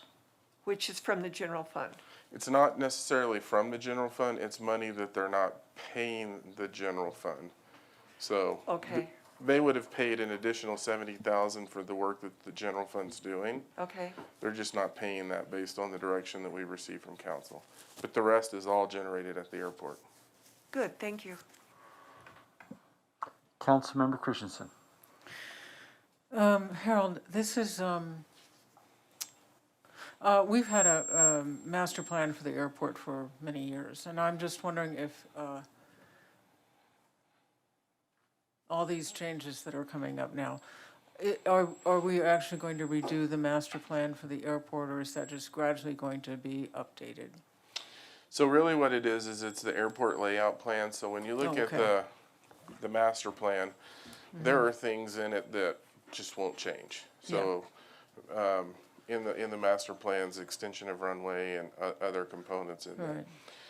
When you look at what we're really talking about, it's the airport, it's the ALP, which is the airport layout plan, which is really only one of a handful of things the FAA has to approve. Okay, good. And what we're really focusing on is the south side of the airport. Yeah. So if you look at the ALP that was adopted 2012, literally the council meeting before I started, and you look at the vision for the south side, it really was about one FBO, large open space, primarily focused on skydiving. As we've looked at this in terms of generating additional revenue for the airport, it really is about more commercial hangars. As you look at where's electric aviation going, where's the vertical aviation going, there's a lot of new things happening in that industry. Yeah. And so we need to bring that in terms of what does that really look like on the south side? Because the south side is really the only true developable space we have. Yeah. And it's the only space, and I've talked about this with council before, where you have the potential for through the fence access to what I will say is fee simple land. And that's a bit of a, that is a real advantage if we can get the south side and the utilities and everything together, because you don't see that very often. Yeah. Also, there are, I mean, air travel and local airports have changed so enormously in the last decade. And particularly pilots flying in and out really want to have some services that we don't provide. They really, or they won't come because they can go to other airports. And so, yeah, I do think that this is a wonderful time for us to start.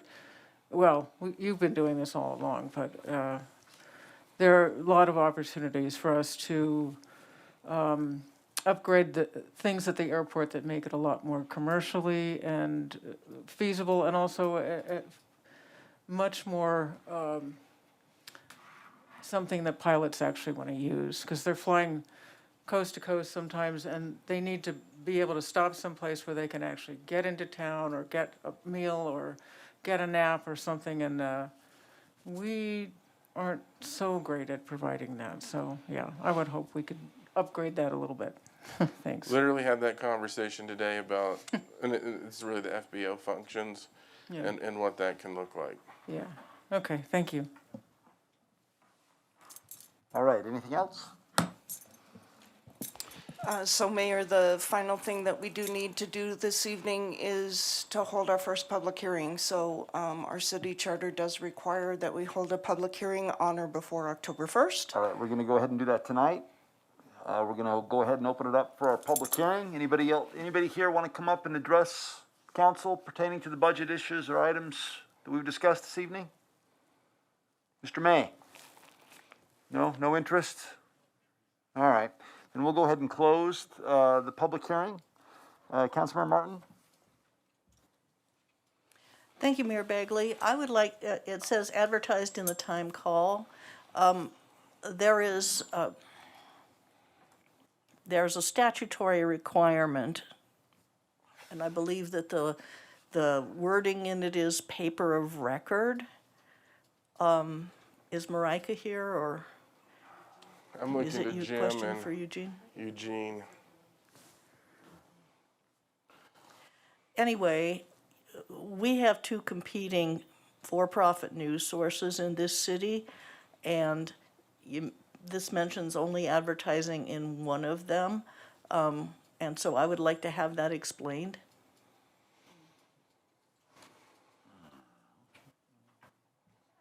Yeah, I don't.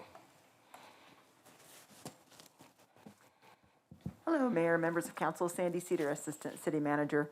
The paper of record is a paper is the issue with it. And so the legislature has changed some of that wording, but not enough that we can change it to be able to only go in an electronic version. Now, of course, we can always add more, and we can certainly do that based on your suggestion.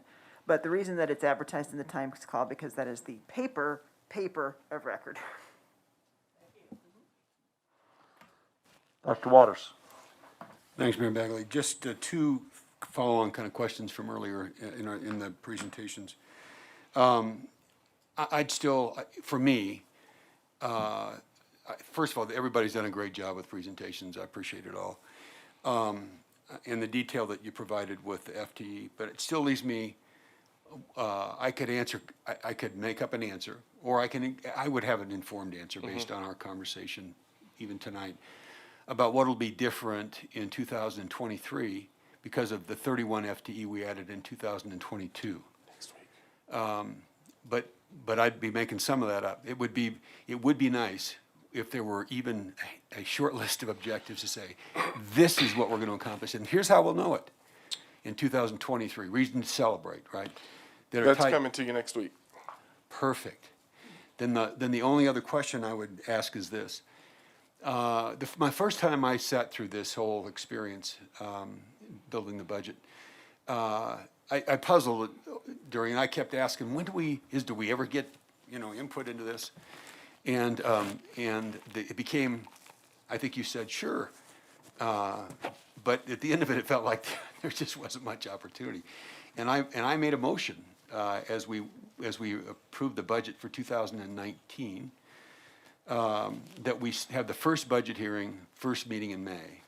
And we've done it since then, which I appreciate. However, the follow-on to last week's discussion around the sorter and, how that got funded and all that stuff. In some of the follow-on conversation, I was left with the impression that the first week in May is late. That stuff's already baked in. So if you really want to have input, you ought to have a conversation before the first week in May. So the question is, I'm gonna be happy when we vote on this, to vote on a $390 million budget and $78 million of CIP projects. There aren't many opportunities, even with all the questions and the good presentations. If somebody had a burning topic or a proposal or priority that you wanted to have at least explored here, right, with council members, we don't get into this conversation early enough for it to have any impact at all, really, or very little impact.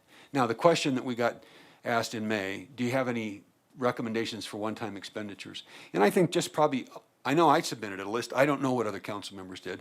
And I suspect everything on that list is somewhere in this budget. I know a number of them are. And I appreciate that. I appreciate Jim's consideration, yours, and how that all got folded in. Is there a better time? I just don't want to I don't want to be a monkey wrench right into the process. Is the first week in May the right time? Should we do this the first week in April? Is there some other time frame? I was looking at the dates, even in the equity plan.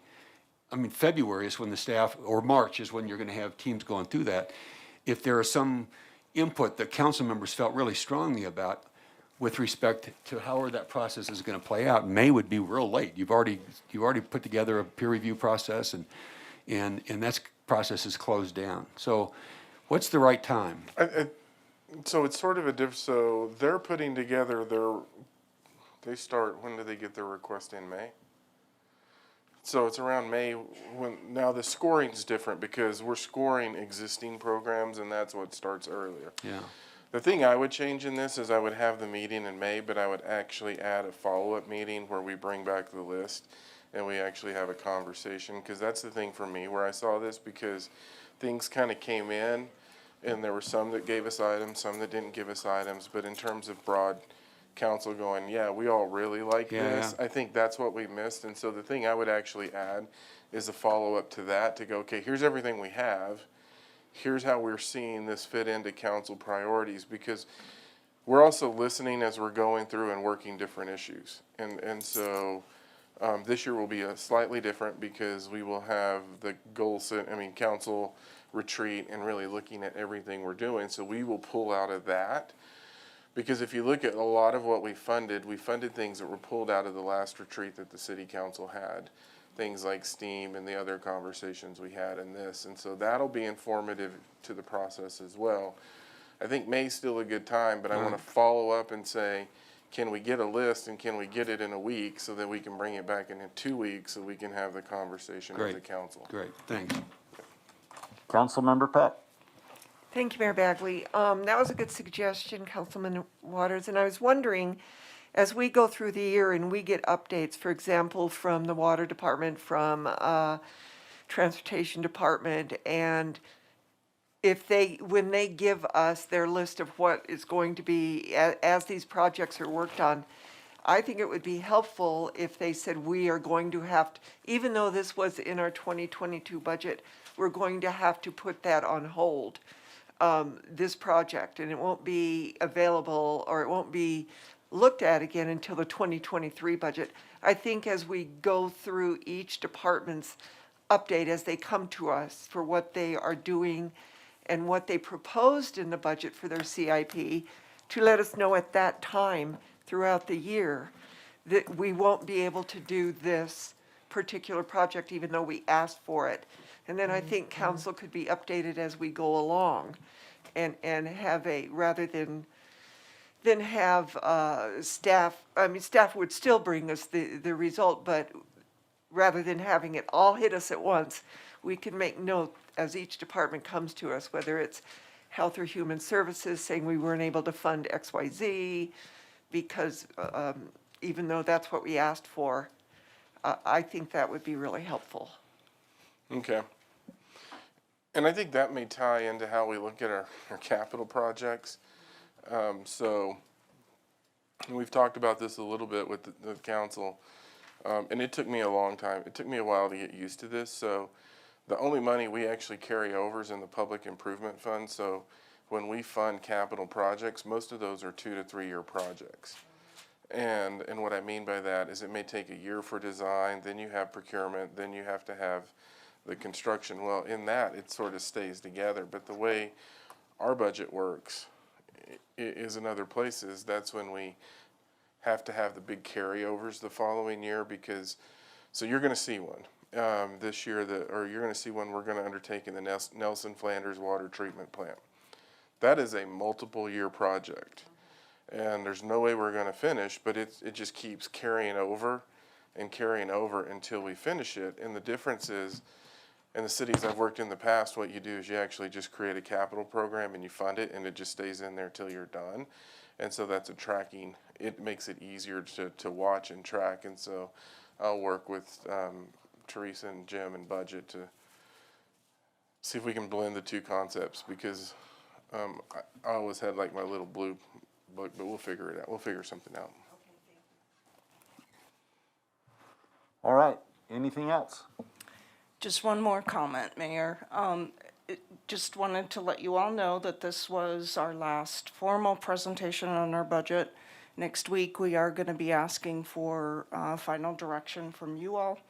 And that includes the marijuana tax, that includes our CIP, the pay plan, financial policies, and of course the budget, anything in the budget. All right, thank you very much on behalf of council. Yeah? Any other questions, anything, I will, more information? I you will, want? if they're in the queue, Harold, Okay. I will call on them. Well, I'm just saying before next week. Don't encourage. I appreciate it. You feel free to invite them up to your office and you talk all day long. But right now, there's nobody in the queue, and let's don't encourage it. All right, let's go ahead and move on to item 12B. Consider and discuss format of future city council meetings. I don't think we have to. I think it's just a budget presentation. Do we have to accept it? I thought we just had our hearing. No, it was one of many, but there's no, we have two hearings, right, Eugene? Total for the budget? Yeah, so that was just the first one. Don't they bring in different strings of ordinances too? Yeah, so. All right, what do you guys want to do for future city council meetings? Councilmember Christensen. We already discussed this, August 24th. We came to a decision. I feel like this is an attempt to overturn something we've already decided and voted on. According to our staff communication, this takes more money and it takes more staff time. We can see tonight people actually showed up. Last week when this was introduced, I was sort of flabbergasted that one of the reasons it was used as something was, as a possibility was because people who were deaf or hard of hearing could hear better. Well, the truth is that I could not hear anything of any of the people who called in during this entire thing when we were on Zoom. I am hard of hearing, and no one asked me or anybody else from the hearing or hard of hearing or deaf community how we felt about this. The truth is, I can hear people when they come up here and speak, but I cannot hear them on the phone just because it is a different technology and it isn't as good. So I had to listen to the meetings all over again after they took place so that I could hear what people said. So it is not helping anybody hearing. It is costing us more. It is taking more time. It does not have any of the people meeting like we did tonight. It was like normal. I feel like City Council needs to be, as I said before, an example to the town that we will go on and we need to return to a state of normalcy as much as we can. Doing everything on Zoom does not really allow for the public to be heard. It is very difficult technology for a lot of people. It's very cumbersome. I would much rather see people here, even if I don't agree with them, than trying to listen to them on Zoom. We get much more public input, and that's our sole job, is to represent the public. So I would move that we continue to have in-person meetings. Do I have a second? It's been moved and seconded by Councilmember Peck that we have in-person meetings. So,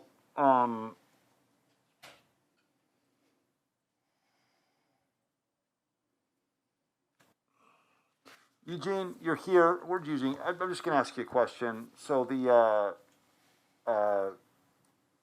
I want Zoom meetings, but that's irrelevant. So as the chair, right?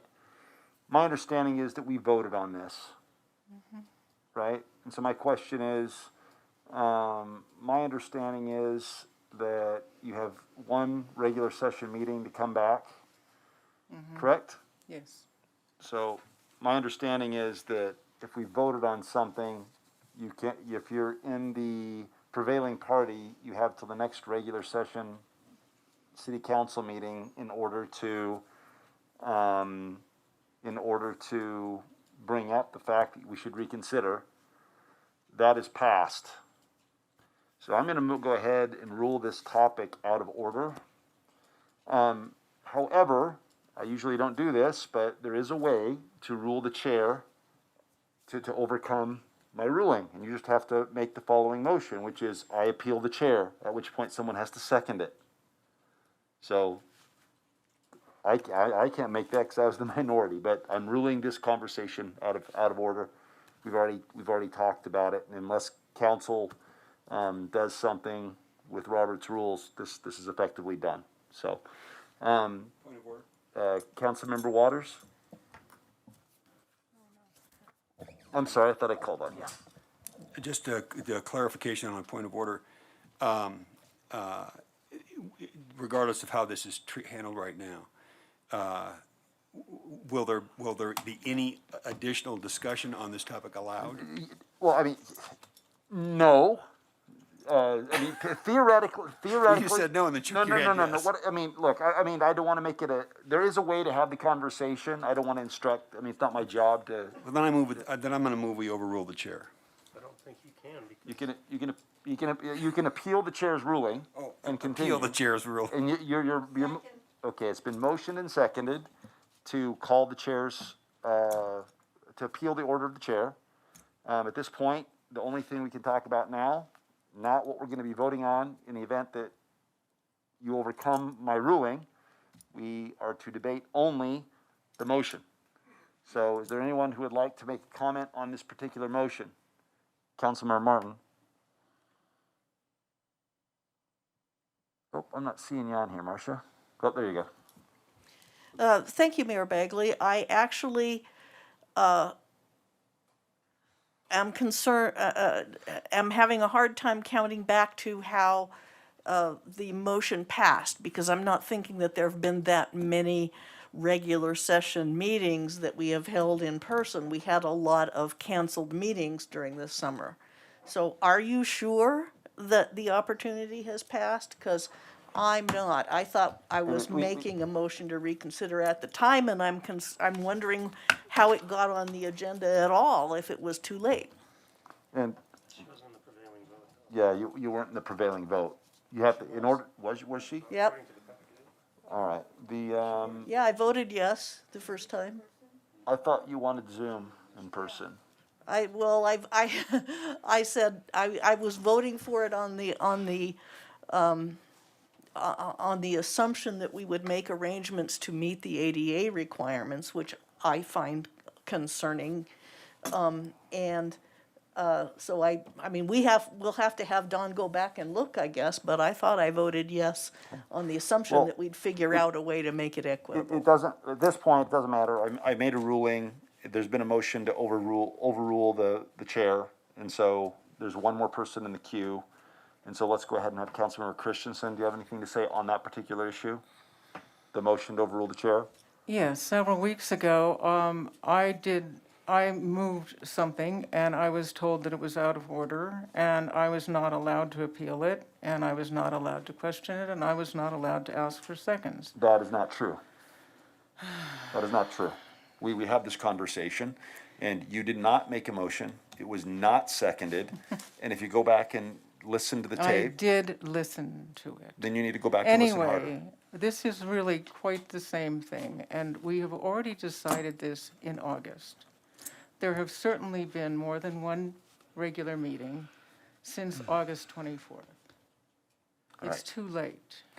I would agree with you, but there's been a motion to overrule the chair. So let's go ahead and vote. All in favor of finding the chair out of order, say aye. Aye. Aye.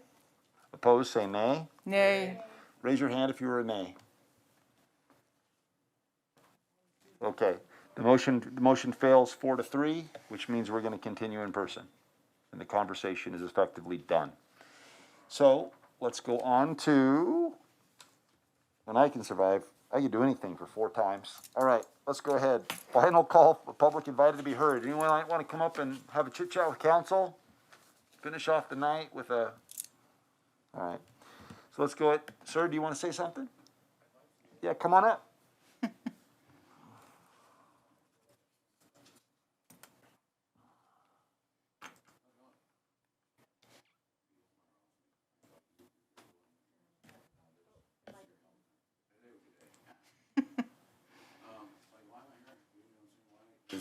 There you go. Why am I here? My hair looks out of cray. No, but like, my question is, why am I not in that chair? Maybe, I don't know, I'm confused. I've never been here before. No, right, that's where we have people, members of the public come up and address this. And so you've got 3 minutes to say anything you want. Oh, all right, I've never done that. Okay, cool. 3 minutes to say whatever I want, and I'm thankful to be standing here on the right side of this nice, forum. I've never been here in this stance, in this stature, like, if it's closed caption, what is reading behind on the bottom line here? If nobody's seen, they can only read and not hand language and placements. Oh, what's he doing dancing in the middle of the street with a harmonica? I've done, I'm still standing here. It's cool. And it's school at the same time. Like, I can still learn in ways that other people traditionally maybe don't learn, but are accredited at a better hierarchy or stature, getting paid, but I'm still right there with them. But not exactly. Like, there's hard paid ways of, like, district attorneys. My lawyers are always paid by the same entity. Every one I've ever had. And I'd say that one of them I thought should have been a judge. Because she cared about me. That's just me and my story. If you don't want to dig up the, stuff, her husband is a construction worker, I think, too. That I worked with on top of a roof. So that stuff just needs to tell you, like, I'm personal in that, like, yeah, family kind of thing, bread and butter. And I didn't ask to be, I came here because, like, my phone, like, there's a bunch of stuff happening on Roosevelt Park. I'm like, I don't know what I'm doing. There's a bunch of women there rollerblading or skating. And I'm like, trying to learn, but I couldn't find my phone because I think I smoked a little too much flour or something. And I want to be I want my son or whoever's eyes that look at me be a good impression of whatever I'm doing, even though that's part of the, whatever that's, it's legal around here. That kind of stuff and behavior comes with it is what is the right way, right? I want to learn, that's all. So, 3 minutes, usually, I guess a podcast, a 3-minute podcast, I was thinking about who would we want to do that regularly? And the things I think I've been feeling like maybe contributing just a little, not in all of it, bringing into like, what if, a dream, like, talk to all people that are identifiable through, I know a little bit, not enough to know the technical things. Tentacles, I'm just thankful to be here, that's all.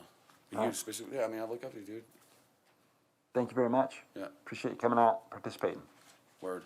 That's all I have to say. I'm not just like thankful to let me be here. All right, cool. Thank you, sir. Appreciate it. Anyone else?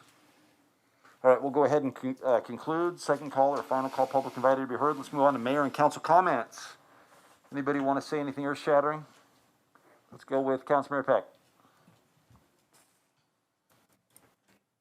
I'm sorry, I thought you were, oh, hold on one second. Thank you. Councilmember Peck. Thank you. I just want to give kudos to the Transportation Department. I think that 9th Avenue looks fantastic.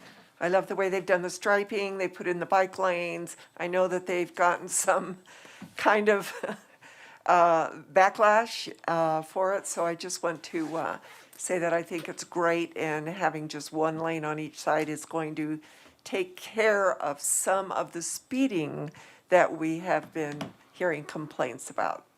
So just kudos to them. Councilmember Hidalgo-Fahring. Yeah, I heard you. Thank you. So I wanted to make a couple of comments. One in regard to, so we had, Councilmember Christensen and I had coffee with council last Saturday, and it was at Intercambio. It was a really good experience. We had some great conversation.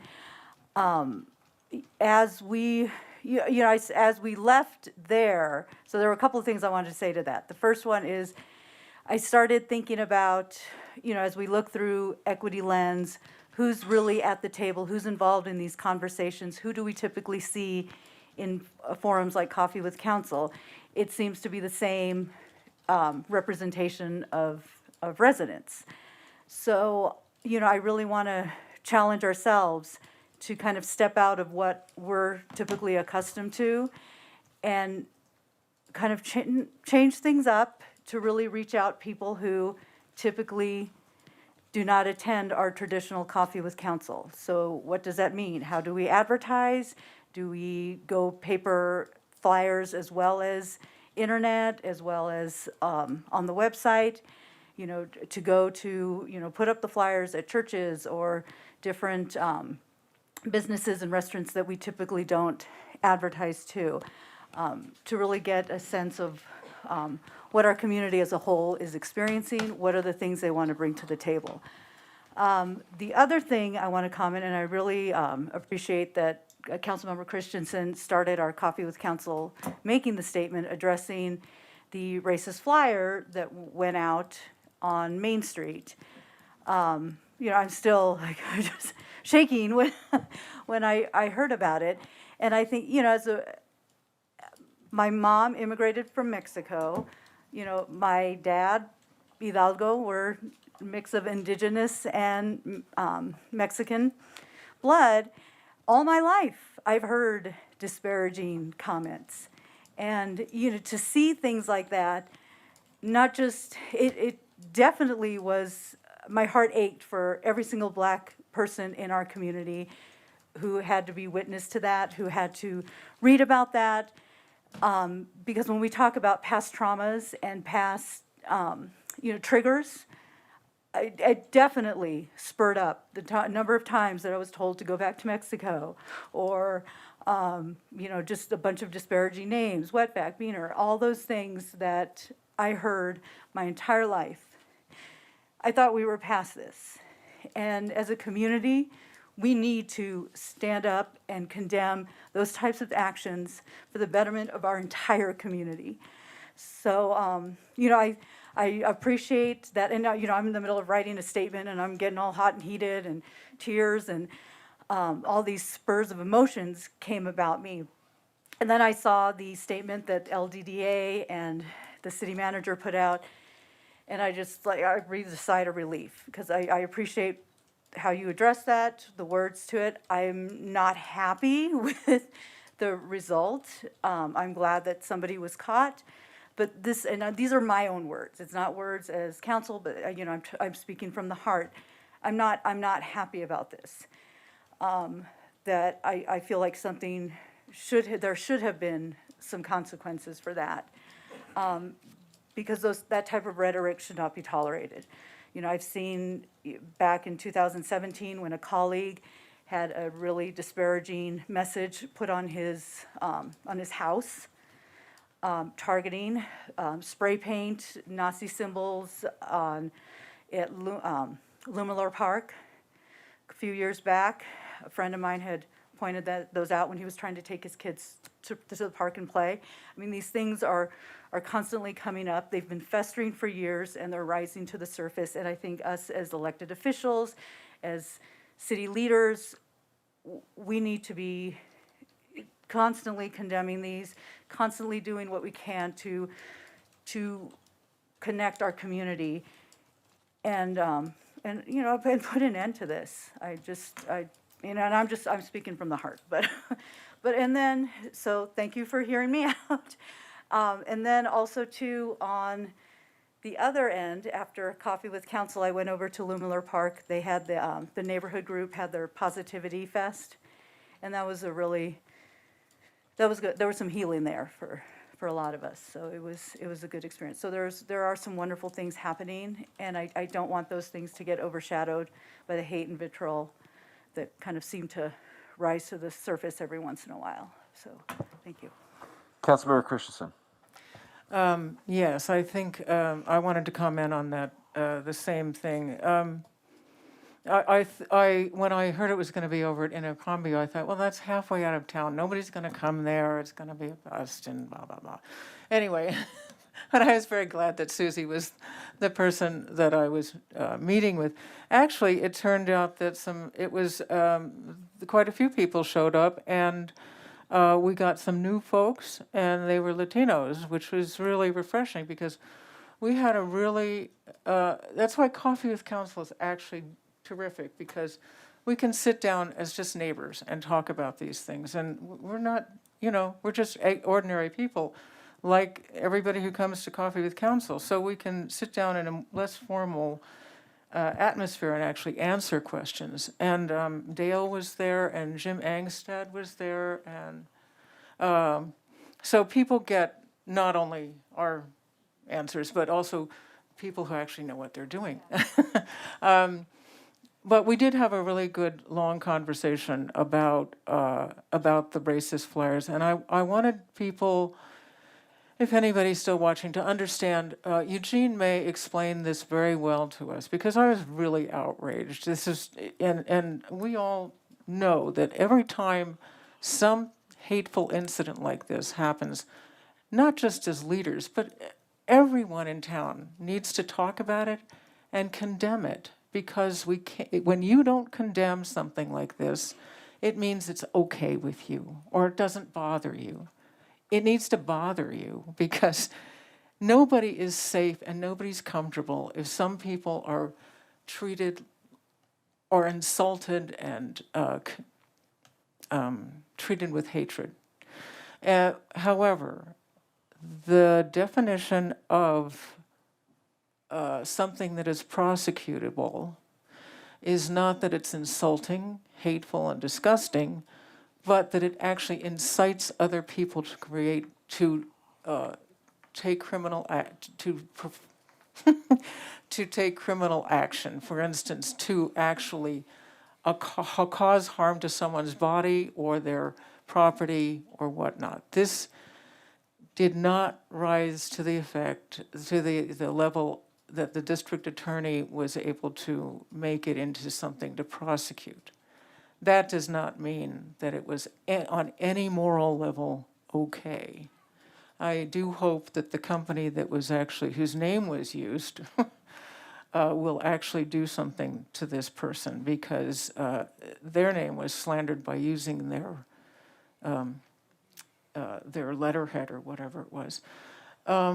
Anyway, I really appreciate so much being able to have the opportunity to talk to citizens of this city.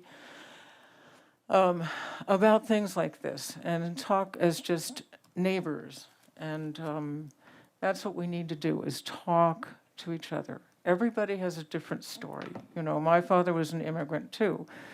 And every immigrant is treated like they're stupid. And yet they have made much more of an effort than regular people to come, to make their life better, to come to another country. Very difficult to leave your country. You leave everything behind. You leave your family behind. You leave everything. So to then treat people badly on top of that is really inexplicable. They have to learn a new language. Anyway, and particularly disgusting when you're talking about people who did not come here voluntarily. Black people did not come here voluntarily, and Native American people were here. So they're also, they've also been treated abominably. So the more we can talk to each other, the better off we are. And I hope we will all just keep those conversations going. I think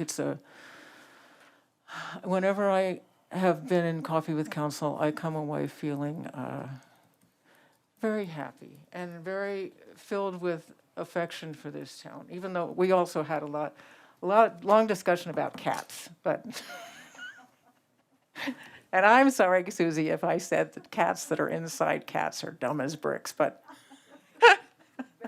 I know you don't agree with that. Anyway, we have differences. But yes, we can discuss anything in those meetings, and that's the value of them. Thanks. I guess my only comment, addressing the flyer specifically, I'm in complete agreement. It's deplorable anytime a member of our community would feel that that's appropriate language to be used, targeting anyone based on their race, nationality, sexual orientation, gender, disability, or religion. Completely uncalled for. But there is a silver lining, and that is when you read that flyer, God, I'm embarrassed for that guy. I don't know who it was, girl, guy, man, I have no idea, but the guy couldn't spell, the grammar was terrible, and it's 1% out of 100,000, and truly it represents the lowest common denominator when it comes to education and intellect. So that is the good news, because whoever it was a complete and total frickin' moron. So but that said, completely inappropriate. It just hurts people. And so anytime when you touch on a topic like this, it's just terrible. So as the mayor, I just needed to say that. So all right, let's move on to the last little bit of business, which would be the city manager's remarks. No comments, Mayor, Council. Still awake, Eugene? Still awake, Mayor, and no comments. And you do know that staff, the entire time, just as I'm heading out, it always says city council remarks, and specifically it says ask Eugene if he is awake. Come on, guys. Help me out here. All right. So can I have a motion to adjourn, Councilmember Peck? I'll second it. All in favor of adjourning, say aye. Aye. Unanimous. We're adjourned.